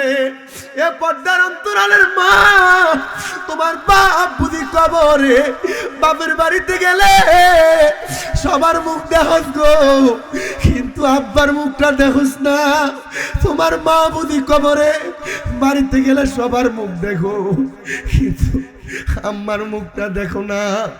আরে আমি জানি না ওই মেয়েটার মতো কত সন্তান জানি তারার বাপ হারা, কত সন্তান জানি তারার মা হারা। সন্তান রে ওই আব্বা আম্মার জন্য খাস করে দোয়া করবা। আরে আমার দিকে তাকারে, আমি আমার এলেমের জোর দিয়া ওয়াজ মাহফিল করি না, আমি আমার এলেমের জোর দিয়া ওয়াজ মাহফিল করি না। আমি কুমিল্লা ইউনিভার্সিটি থেকে বাংলায় অনার্স করা ছেলে, আমি কুমিল্লা আলিয়ায় কামেল ফেকা করা ছেলে, আমি আমার এলেমের জোরে ওয়াজ করি না। আমি যাই দিন শুনছি মা বাবার পায়ে চুমা দিলে আল্লাহর জান্নাতের চৌকাঠে চুমা দেওয়ার সওয়াব পাওয়া যায়, আমি ওই দিন মাদ্রাসায় ক্লাস 6 অথবা 7 পড়ি। আমি আইসা আমার আব্বা জানলে ঘুমন্ত অবস্থায় চুমা দিছি। এরপর থেকে আল্লাহ আমারে বক্তা বানাইছে। ক্লাস 10 থেকে 10ম শ্রেণী মানে দাখিল পরীক্ষা দেওয়ার পর থেকে 2017 সাল থেকে হিসাব মিলিয়ে দেখো আজকে 9-10 বছর আমার ওয়াজের বয়স। আমি আমার এলেম দিয়ে ওয়াজ করি না, একমাত্র আমার মা বাবার দোয়া দিয়ে আমি ওয়াজ করি। আমার আম্মাটা আজকে 8 মাসের উপর অসুস্থ। আপনারা যদি দুনিয়াতে এমন অসুস্থ দেখতেন, 1 দিন 2 দিন খেদমত করতেন। আল্লাহর কসম করে কই, 2 মাস 11 দিন আমি যেই ঘরে ঘুমাই আমার খাটের মধ্যে আমি আমার পিঠটি লাগাইছি না। আমার মা যে খাটের মধ্যে ঘুমাইছে, আমি পাশে টাইলসের মধ্যে আমি বিছনা বিছিয়া শুয়েছিলাম, ঘুমাই নাই। ফজরের সময় মার চোখটা লাগলে এরপর আমি ঘুমাইছি। আমার মার প্রস্রাবগুলা আমি আমার হাতগুলা দিয়া কুশ করে পরিষ্কার করছি। আমি আল্লাহর কাছে কইছি, আল্লাহ আমাদের হয়তো কোনো গোপন গুনার কারণে তুমি আমার মারে অসুস্থ বানিয়ে রাখছো। ডাক্তাররে কতবার কইছি, ডাক্তার সাহেব 10-15 লাখ টাকা লাগলে নিয়ে যান, তবু আমার মারে হাঁটার মতো একটা ব্যবস্থা করে দেন। ডাক্তার আমারে কইছে, শামীম সাহেব টাকা দিয়ে যদি সব হইতো তাহলে প্রথম দিন আপনার মা হাঁটতো। আমি কইছি, আল্লাহ এ টাকাটা আমি আলাদা করে রাখছি, যেদিন আমার মা লাঠি চারা হাঁটতে পারবে ওই দিন আমি আমার আম্মা বা ছোট ভাইটারে নিয়ে মক্কা মদিনায় যাব হজ করার জন্য। তোমরা যারা এখানে বসছো, তোমাদের মা বাবা তোমাদের কাছে 10-20 টাকা চাইয়া নেওয়া লাগে। অনেক সন্তান আছে বউরে জিজ্ঞাসা করা তারা বাপ মারে 10-20 টাকা দেয় না। রে শ্বশুর শাশুড়িরে টাকা পয়সা দিলে তোমার জামাই টাকা কমবে না, উল্টা আমার আল্লাহ তাআলা তোমার স্বামীর ইনকামে বরকত প্রদান করবে। এ সন্তান, আব্বা আম্মা তোমারে বড় কষ্ট করে মানুষ করছে। আব্বা মাথার গাম পায়ে ফালাইছে, সিরা জুতাটা পরছে, বুঝাটা রাস্তার সঙ্গে লাগছে, কিন্তু শীতের দিনে নতুন ছোট ছোট জুতা কিনে আইনা দিতে ওই জুতাটা পায়ে দিয়া খাটের উপরে তুমি দৌড়াদৌড়ি করছো, বুইলা গেছো। সন্তান রে, আব্বা নতুন কোনো জামা কাপড় পরে নাই, আব্বাজান পুরা লুঙ্গিটা পুরা পুরা ঘুরছে, ঈদের দিনে পুরান জামা কাপড় পরছে। এখন তোমার কাছে টাকার অভাব নাই, আব্বারে 500 টাকা দিয়ে কিনে একটা লুঙ্গি পরাইতে পারো না, বাপ তো কবরে পরাইবা কারে? হায় রে, অনেক সন্তান এখানে বসছে, তারার মা তারা বড় কষ্ট করে মানুষের মতো মানুষ করছে। হে সন্তানের দল, আমি সবার কাছে একটা আবদার করি, ওই মা এখন কবরে, আগে এক বেলা ভাত না খাইলে মা বারবার ডাক দিয়ে তো সন্তান ভাত দি খাও না। এখন 2-3 বেলা খানা না খাইলে কেউ একবার জিজ্ঞাসা করে না, পুত্রে খানা দি খাইছো না? জিজ্ঞাসা করবো কে? মাটা তো কবরে। এ আমার শিকারী এলাকার যুবক, এ মুরব্বী বাবা, এ পর্দার অন্তরালের মা, যাদের মা বাবা বেঁচে থাকা অবস্থায় তোমরা তোমাদের মা বাপরে কষ্ট দিছ, আমি তোমাদের পাগুলো আমার সামনে চাই, আমি আমার জিব্বা দিয়া তোমার পাওটা পরিষ্কার করে দিব। শুধু আদা করবা হুজুর, আর কোনোদিন আমি আমার মা বাবার সাথে অন্যায় করতাম না। আজকে এখান থেকে বাড়িতে যাইয়া মার পাউডি বাপের পাউডির ভিতরে ধরবা। আম্মা আব্বার পায়ে ধরলে তোমার দাম কমবে না, সম্মান কমবে না। আমি নিজে আমার মা বাপের পায়ের মধ্যে আমি নিজে ঠোঁট দিয়া চুমা দেই। ও সন্তান, আবদার করি আপনাদের কাছে, আমি করো ধরে আবদার করি, আম্মা আব্বা কবরে, কিন্তু দুনিয়াতে যদি বাইসা থাকে, এখান থেকে বাড়িতে যে আগে মাপ চাইবা, তারপর ঘুমাইবা। মা বাপ যদি মাপ না করে, আল্লাহর কসম করে কেউ তোমারে মাপ করবে না। আজকের মাহফিল কবুল হবে কিনা এটার গ্যারান্টি কেউ দিতে পারবে না। আমি একটা গ্যারান্টি দিয়া যাই শিকানিকা এলাকার মানুষদেরকে, যদি আগামীকালকে শোনো শিকানিকার কোনো দোকানে বৈশা কোনো মুরব্বীরা দোয়া করে, দোয়া দোয়া দোয়া, ওই দোয়াটা করলে বার বলতেছে, হে আমার সন্তান আমার জন্য দোয়া করছে, আমার সন্তান আমার পায়ে ধরে মাপ চাইছে, মনে করবা ওই মা বাবার দোয়াটা কবুল হয়ে আজকের মাহফিল কবুল হয়ে গেছে। আমি জানি না রে কোন সন্তান এখানে বসছে, চিন্তা করে হুজুর, যাদের বাড়িতে মা আছে তারা বাড়িতে যাই আমার পায়ে ধরে সালাম করব, মাপ চাইব। আমার তো মা নাই, আমি কার পায়ে ধরে মাপ চাইব? হুজুর, যাদের বাড়িতে আব্বা আছে তারা বাড়িতে যাই আব্বার পায়ে ধরে মাপ চাইব। হুজুর, আমার তো আব্বা নাই, আমি কার পায়ে ধরে মাপ চাইব? এ সন্তান, আব্বা আম্মা যদি কবরে থাকে, শুধু দোয়া করবা, রব্বির হামহুমা কামা রব্বায়ানি সগীরা ওয়া কুর রব্বির হামহুমা কামা রব্বায়ানি সগীরা। আল্লাহর নবী কয়, কোন সন্তানের মা মারা যাওয়ার পরে, বাবা মারা যাওয়ার পরে চোখের মণিকোটার মধ্যে একটা মাছির মাথা পরিমাণ পানি চাইরা যদি কান্না করে, ওই পানিটা মাটিতে পড়ার আগে আমার আল্লাহ তার মা বাবার জীবনের গুনাহ মাফ করে দেয়। আমি জানি না কার মা নাই কার বাবা নাই, আল্লাহর দরবারে খাস করে করে একটু দোয়া করবা, আল্লাহ যেন তোমার মারে মাফ করে, আল্লাহ যেন তোমার বাবারে মাফ করে। আজকের মাহফিলের উসিলায় আল্লাহ যেন আমাদের প্রত্যেকের জীবনের গুনাহগুলা মাফ করে। আপনারা বলেন বাবারা, সন্তান যদি মা বাবার জন্য দোয়া করে, ওই মেয়েটার বাবারে যেমন আল্লাহ মাফ করছে, আমরা দোয়া করলে আমার আল্লাহ আমাদের মা বাবারও মাফ করতে পারে কি পারে না? আমি আমার আলোচ্য বিষয়ের যথেষ্ট পরিমাণ সময় আপনাদেরকে দিয়েছি।